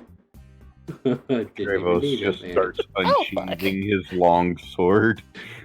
Oh no, don't make it worse. And Not my dad! he puts the shovel on his shoulders. He's like, what do you think you're gonna do, huh? Not Well, allowed if to. you don't tell us what we want to know, we could just add you to the collection. Looks like you've already dug a nice grave here. Wouldn't be that hard to fill it in. This is coming from a shy dragonborn. Make that intimidation. I'm gonna die if he rolls low again. He should roll low. Thank you. Oh my god, yo, Thank jinx you. me! See, you're looking Hold at up, your I gotta walk away from this. you're looking at your character sheet wrong. He like threatens you with the shovel. He's like, I'm not scared of you, whatever you are, you ugly piece of skin furniture. No one Don't talks. make me roast you. No one talks to Dravos that way. Yeah, he's, Murdoch will walk up to him, grab him by his waist, jump up and headbutt him in the face. you're gonna need to make a grapple check to do that. So, and he will Murdoch can definitely. do that. Let's see. This guy is pumped. Oh, not that pumped. So you grapple him and then you headbutt him. I'll headbutt him to bring him down to my level. All right, make an attack. Town guards just watching us beat the shit out of this kid. Hey, let me go! Father, you're trying to hit me! I mean, I'm just that gonna is- like point at the direction and make a lot of noise so that he can't hear that. Oh my goodness. Roll, let's see, I guess it'd be 1 point of damage, right? Yeah. So, bah! Ow! That hurt! What is wrong with And then you while people? While I'm holding him, I will be like, tell me where the bones are now. Make an intimidation check with advantage because you got the threat on him. Seriously? Jesus Christ. I mean, chat, you see the DC, right? Okay. He just starts kicking, and he's trying to kick you in the groin. So we'll do a strength check with the foot. Well, he misses. Julia, do the talking, please. we're Alright, I'm not gonna starting be to- nice anymore. we're I'm just gonna start- like yeah, we're starting to learn who are the talkers and who are the shakers. I'm Or- just gonna be I'm gonna be like straight up serious. I'm Uh, also gonna offer Bran to come over and just like help me out, like give me advantage on like chatting this kid by pretending to be intimidating. all right, yeah. Show me how this goes. Taking 'cause- off the belt. I ain't scared of you, you sicko. You're about to be. Oh yeah, prove it. Me. Trevor's just gonna punch him in the head, try to knock him out. Oh shit. Well, that's not gonna help you. But go ahead and make an attack roll. Oh my god, why am I rolling so low? So would that be like just a regular strength throw or something? Well, hold on. Now we need to make sure. Does this happen after Julia says what she says, or do you do it right at the same time she's finishing her sentence? After she finishes. All right. So Julia, he kind of like calms down, and he's like, "What do you actually say though? Like, what are you saying to him? Like, are you asking him something as well? Because I need to know if I need to give you info." I'm just asking him, like, it's like we don't need to go any further with this. Because you already got hit in the head by a dwarf. And you're already shorter now because he knocked you a few pegs. Will you just tell us what happened and who you gave the bones to? Like, whatever bones you gave to? Tries to struggle for a moment, and it kind of sighs heavily. And, yeah, Jessica told me about him. And I admit, I passed along the information to Henrik, you know, the coffin maker. And distilling the bones for Henrik in return for money so I could feed my younger sister and brothers. That's all I did for it. Put me down, dwarf. Whack! Oh my god. Make a strength check on him to hit him. That hits. Technically, he is grappled, so he would have advantage, right? Yeah, I yeah. know Oh Oh, my most god, he definitely. does. Roll me a d4. You killed the kid. What's your Oh strength thank god modifier? he didn't. My strength modifier is 2. You Oh, knocked him out. shit. I turn holding the kid, and like my jaw drops looking at Drabos. My jaw drops too when I look at Trabos too, because I finally convinced the kid and I look at him and go like, what did I just say? He was getting rowdy again. I give him like the ultimate mom look at him. Oh my god. Murdoch would like to do a medicine check to make sure the kid does not die. Yeah, do that. He does not I die. start feeding my belt back through the loops, and I pat it, saying, "Someday, friend, someday." I'm just gonna roll like intimidation on Drabos, but I'm going like, holy crap, dude. Yeah, Holy crap! While she's doing that, I don't have to DM anymore, do I? It saves me a lot of I trouble. need to stop laughing. Hold on. Alright, yeah. Yeah, what do you say to him to intimidate him, though? Like, there's gotta be language here. Well, that's what I'm saying. I'm like full on staring at him like the big mom stare. Because I'm like pissed off. Go like, come on, man! You know what you did was wrong, right? So what is it to resist the intimidation again? Insight check. You get the mom stare, and it is the deepest mom stare you've had in years. Basically, I haven't seen a stare this intense since, well, Mom. Yep, pretty much. And at this point here, Sorry. we have an Call it unconscious. timeout. We got an unconscious boy. Brand, will you help me move him to the side of the church so it at least looks like he's napping and we did not just like beat up this kid for no reason? He is knocked out for the This is next so 3 awful. hours. Sounds like a plan. Just throw him in the grave. I just would love to know what Dorian's like doing in this whole time because we're like being bumbling around. Yeah, Dora. He's just kind of strumming on his guitar and looking off in the distance. He's not paying much attention. He's just looking over, a little bit dismayed at certain points during the conversation. Oh dear. Are you oh making my. like background music to this whole scenario so it Yeah. gets more intense? There you go. He's actually like narrating it, and then Dreyfus punched the kid. Oh my god. All right. Well, I guess this is a good spot to stop. Oh my. Yeah. I don't Yeah. know. I kind of want to have this crazy train keep going. Yeah, no kidding. You want to keep going for a little bit? I got plenty of time. All right. Well, I mean, I can go another half hour if you want. All right. So yeah, you knocked this kid out. Where do you do with him again? Murdoch and Brown will take the kid and set him up against the church so it looks like he is napping. Oh, and I okay. will fix his wound the best I can. Disguise him. Let's see. Let's do like a dexterity check on him to like I could disguise just him a use little. Cure Wounds on him. You could, but he would wake up. Yeah, I know. That's why I haven't done You it. decide what you want to do. Like, I'm not going to stop you. I'm I'm just probably gonna gonna need Cure Wounds later, so I'm not. I'm just gonna look at Dravos and go like, do not even touch this kid anymore. Arabelle snickers. Pokes. Yeah, she's probably over there poking him with a stick right now. Aw, you killed him. No, Dravos is just like poking him with a finger. And she's over there poking him with a stick. I'm gonna give Dravos like the pole I have so he can poke the kid with a 10-foot pole, just so he's 10 feet away. No, just use my finger. I'm not swinging on him.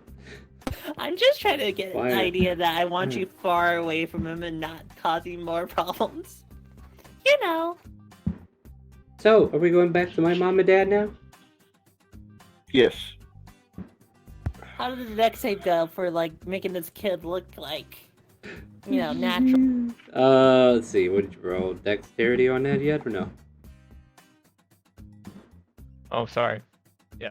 There you go. And No. so But technically, Bran is helping me. yeah. I guess Oh, that's right, fair. that's true. I That's guess true. that's You fair. got advantage then. Yeah. So 13. He looks rough, but he's been digging a shovel all day, so maybe he needed a nap. He finished that hole anyway, right? Yeah, he'd be all right. Don't worry about it. Weekend at St. Andrews. All right. So yeah, you set the boy up. He's good to go. You got information on where to look for the bones. You got this little girl who's now part of your party, and apparently the priest is part of your party, but I don't think he knows that yet. Everbell, to know who this coffin maker is and where they are. All right. So that's a good question. Who do you ask that to? I ask Arabelle. The little girl. I don't know. She's not Hmm. from the city, remember? I Well, live she was outside this. close. Yeah. She points in a random direction, somewhere down there, probably. Let us walk into the street and find a random bystander. Sounds like an idea. And Julia can ask her. Like I said, we find out who the Well, at shakers least are and who the Murdoch face are. understands. Murdoch is not that good with these human words. Now you give me like Druidic or Dwarven, we golden. Yep. Anything else, we're more like copper. That is a fair assumption. All right, so you walk out into the streets at this point and just grab a random bystander or whatever, No, don't grab. or I'm just gonna talk to them nicely without causing another chaotic, you know, thing. Knocked out. I dare ask, are you chaotic, by the way? Bravos? Chaotic neutral. I guess that's fair then. Murdoch is also chaotic neutral. That might be why our characters get along so well. You know, this Murdoch is gets along with everybody. chaotic except for that kid. calling. This is chaotic calling, so makes sense. All right, so picking up a random stranger that walks down the street, I find a gentleman who's on his way to work. What do you say, Julie? Hello. Do you know anyone that makes coffins? You lost somebody? Yes. Yeah, sorta actually. Yeah. We're hoping to find them if you're willing to help us out. Well, yeah, there's a coffin maker shop. I can point it out for you. Let me put us back Murdoch on will begin to fake cry. the make a performance check, buddy. You're gonna He pull was that. so out. young. So young. So young, indeed. He doesn't question you, but he's not buying your tears, that's for dang sure. He tells you on the east side of town, on the other side of the town square, like right around here, you'll find a coffin maker shop.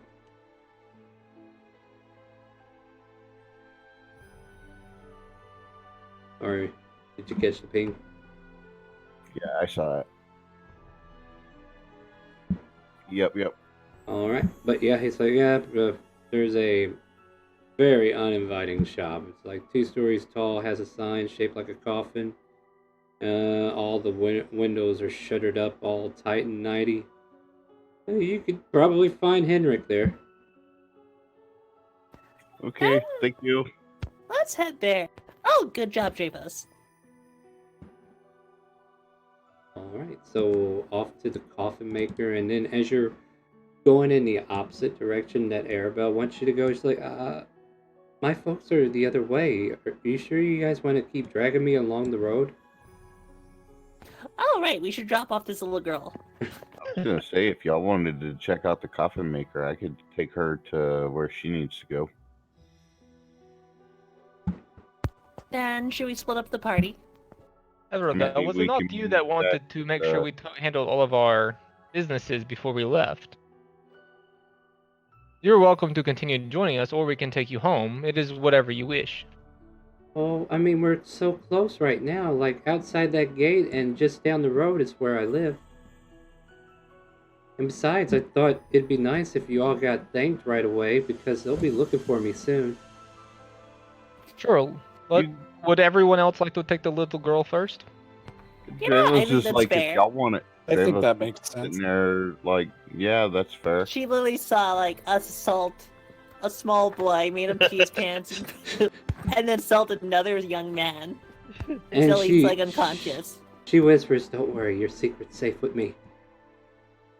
I just whispered to her and go, like, thank you. She's like, I wanted to kick him in the nads, but that's okay. Alright, so She you... is not a good child, is she? I mean, she's Vistani. She has her own opinion of Barovians. So, we agree to go to the Vistani camp, right? Yes. Yes, correct.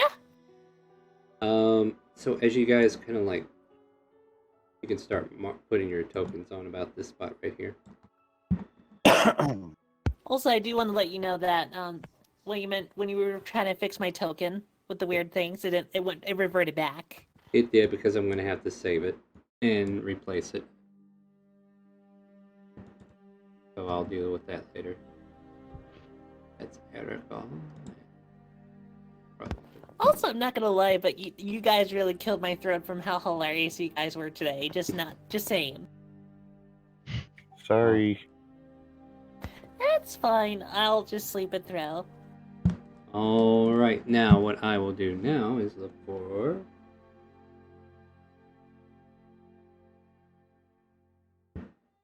areas of Valaki. We want to go to...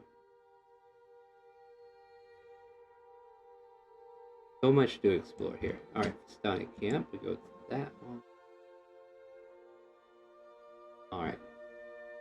Several footpaths and horse trails lead to the location in the woods southwest of Valaki. The woods part to reveal an expansive clearing, a small grass-covered hill with low houses built into its side. Fog obscures the details, but you can see that these buildings feature elegantly carved woodwork and have decorative lanterns hanging from their sculpted eaves. Atop the hill, above the fog, a ring of barrel-top wagons surround a large tent with a column of smoke pouring out through the hole in the top. The tent is brightly lit within. Even at this distance, you can smell the odors of wine and horses that emanate from the central area. And as you're coming through here, I think there's a couple of riders leaving the area, and they seem to be out looking for somebody. And yeah, Arabelle's like, oops, Hell Riders. they're already gone. Like they were in a galloping hurry. Oh. On the walk, Murdoch begins to make a flower crown, Mm-hmm. but continues on. Alright, so you guys can start traveling this little trail here if you like. Alright.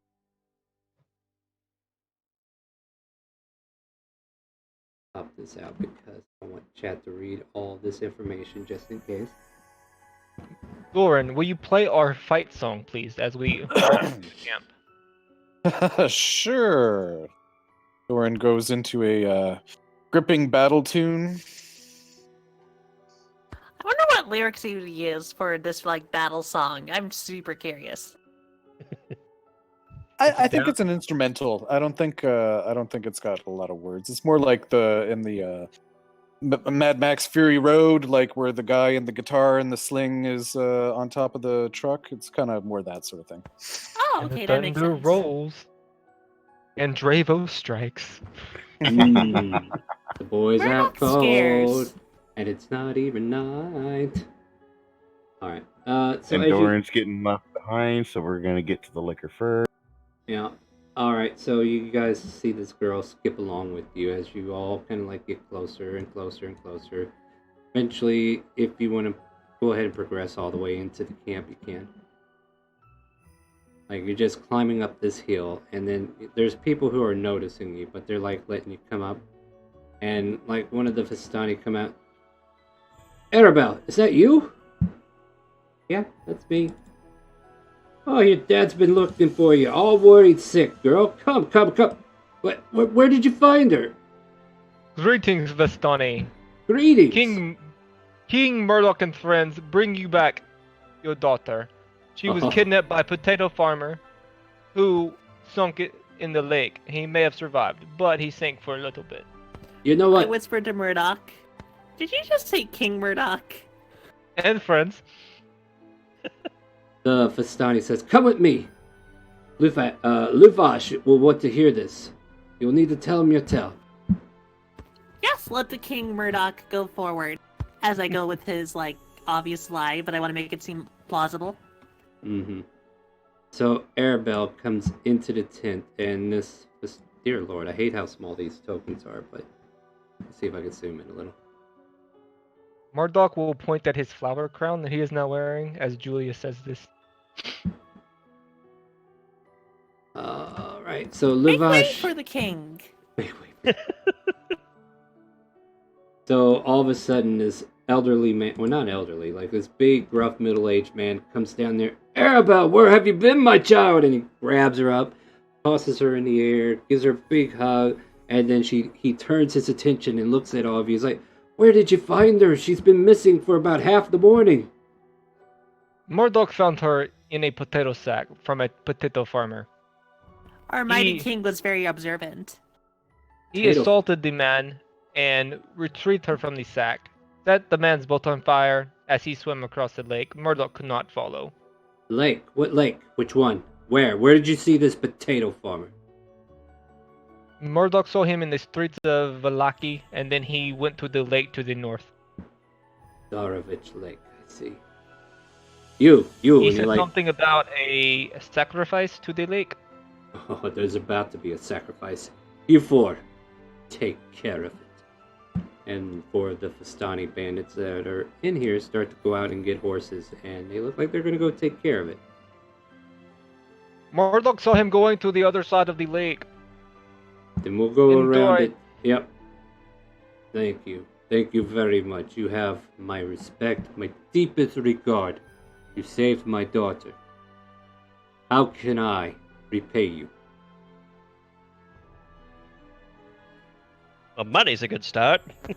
I'm gonna sweet talk him into that and go like, well, he is our king.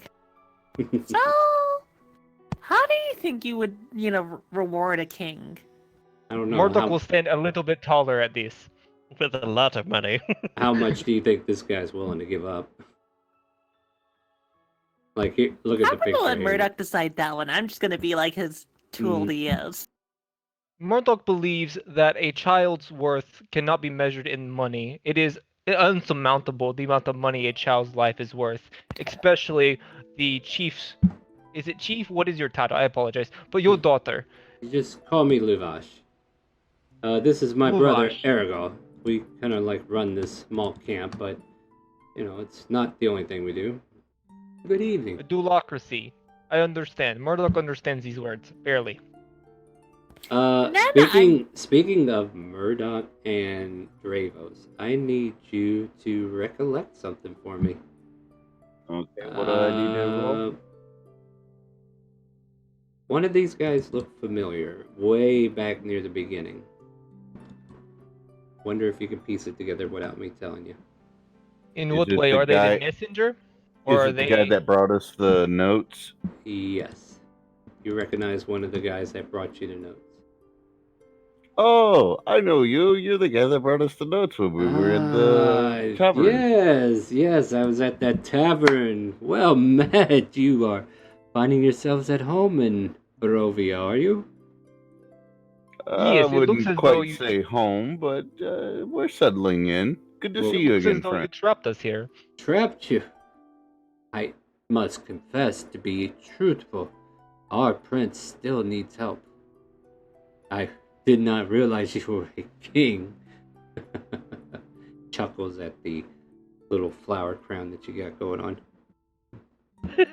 Murdoch would like to point out they are big flowers. We're talking lilies. Talking lilies They're here? the mightiest flowers. Indeed. But he still But- chuckles just the same. Well, you saved my brother's daughter, my niece, so you have my thanks. I did not lie to you when I said our prince is having a hard time. Or, wait, no, I'm trying to think.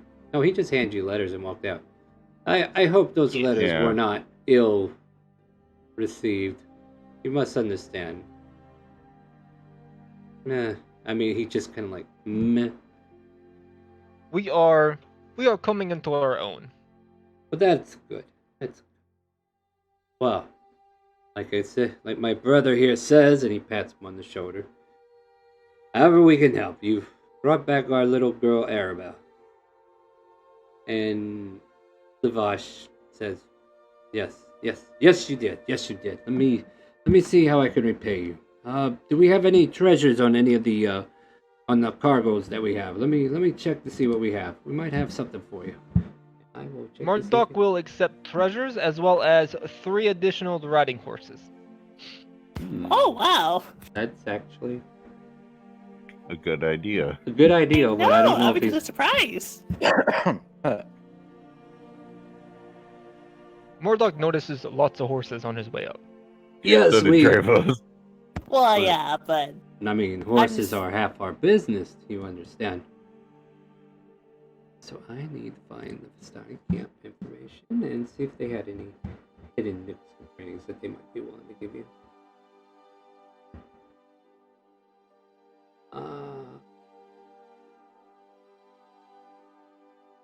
Even one horse would be fine because, like, then Julia could have a horse of her own, and me and Murdoch each could accommodate someone with us. Revos, do not lowball Murdoch's deal. I was talking to us as All somebody, right, not go ahead in and the tent. go ahead and make a persuasion check because I'm going to give you advantage. oh, I was gonna ask that because I was gonna be like, Oh, can I geez, mount nat that one? 20. The redemption is here. You said It is the three. flower crown. You said 3 horses. 3 horses and any treasures you wish to deem worthy of your daughter's life. That is correct. All right then. Bring in that wooden chest from the third one. All right. And one of the guys like, yes sir. And you, points to another Vistani, go and get 3 of those riding horses ready. So he'll run out and get some riding horses ready for you.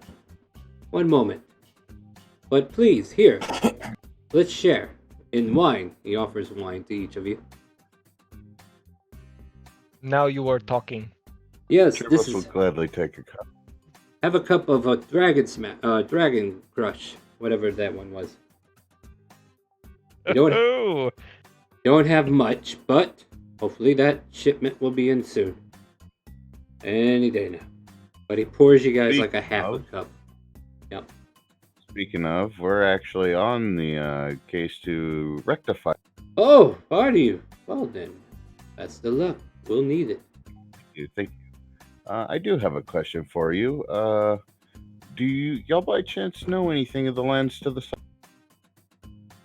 What? Do y'all know anything about the lands to the south? As he takes a small sip. Find which lands. There's a lot of lands to the south. Like in the area where we had said that the I'm curious. I'm gonna see if I can look this up elsewhere and to be a little bit faster.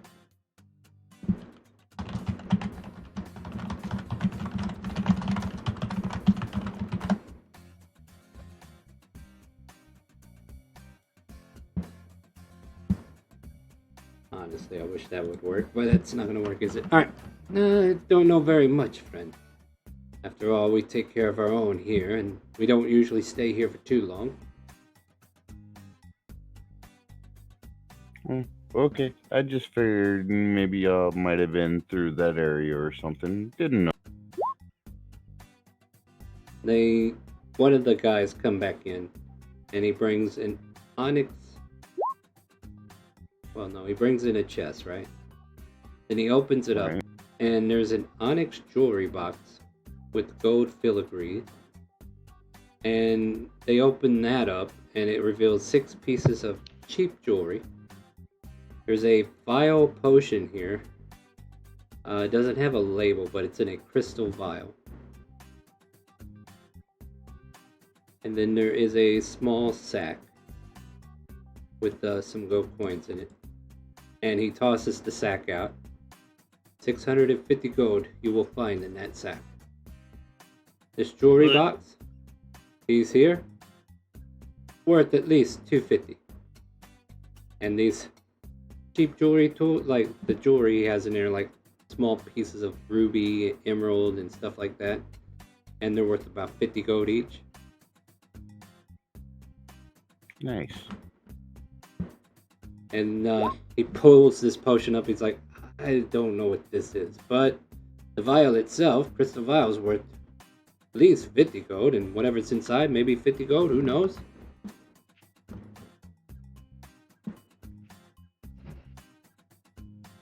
So what do you guys do? Murdoch accepts your generous gifts, and if you ever need any adventuring services in the future, King Murdoch and friends are here to help, especially if you pay this will. Well, like you said, how much is my little girl's life worth? Probably more than this, but this is what I will pay you for now. And if I need your Yes, you services should- again, I will call upon you. You should also keep a very good eye on her. She seems like the kind to slip away. And that man was very big and burly. I have no idea how he got into the camp. Probably caught her off guard. Where were you? I was in the forest picking some flowers. We tell you, you shouldn't be out there alone. We'll deal with this in our own way. But you have my thanks. Now go. There's 3 more horses out there, and you may take your leave. Thank you again, my friends. And kind of like gives everybody a handshake. Thank you, and safe travels to y'all as well. It was wonderful to meet you. Likewise, likewise. Not always every day we make friends. Good to have you. Well, I cut out of there, but I just assumed that you said it was likewise. Likewise, yeah. It's good to have friends. But yeah, you guys are given 3 of these riding horses. So now you have a total of a horse each. And that is where we're going to pick up next week, because I think that's about as far as I can go without reading anymore. As we leave, Murdoch will say, I believe they are supposed to be the bad guys, but Murdoch does not know. Doesn't matter. You did a good job, Murdoch. As I pat him in the shoulder, but really staring at all the gold he just somehow got out of luck. Murdoch will make his crown even bigger in our free time. There you go. There you go. And that's where we're Yeah, going it was Poor just- king. to... Well, any last minute words we want to get in before I close the session? Javos is just gonna mount his horse as we end. Alright. I'm gonna look at the horse and be like, oh my god, I really got a horse out of nowhere. Yeah, Well, pretty that's much. cool. I mean, well, girl's life, right? Right, right. Oh yeah. Alright, well, thank you so much, everybody, for coming in tonight and joining us for Curse of Strahd. A little rough on my end. Like I said, modules are a little bit of not my forte, so if you can bear with the waiting time of me gathering information, I'm definitely going to try to turn this campaign into something I can master later on. But I'm stumbling through. Thank you for your patience. We're going to get through this a lot better, hopefully, from here on out. But yes, this is good. We got a lot of story parts done. So yeah, I think we're getting somewhere. Join us next week, 7 p.m. Central, for Curse of Strahd. Join us Friday at 4 p.m. Central, where we will play an open roleplay with any viewers who want to come by, or anybody from the forums that are interested in playing in another game of D&D. You don't even have to stay very long. If you only want to put 2 hours in, you can do that. Or you could spend the entire 6 to 8 hours, however long we wind up going. That's on Fridays. And then we are looking to start a new open roleplay session for sub only, which takes away the restriction of rules of classes you can pick. So if you want to play a summoner, then that's probably what you want to do. Otherwise, join us Monday at 7 p.m. Central for our Esperia campaign. And I think that's all my announcements. It's quite a bit, ain't it? But don't forget the sub. If you want to join that other campaign, then make sure you go down to Twitch panels and pick what time works best for you. We're going to try to find a time that actually works for everybody. But yeah, those will help us get an idea where to go. And I'd like to thank my players for being patient with me, and say goodnight to Twitch and Facebook. Good night, Twitch. Good night, Facebook. Good night. Night, everybody. Good night, Facebook and Twitch. Goodbye, friends. And with that, do you hear the calling? Stay tuned, we're going to raid somebody.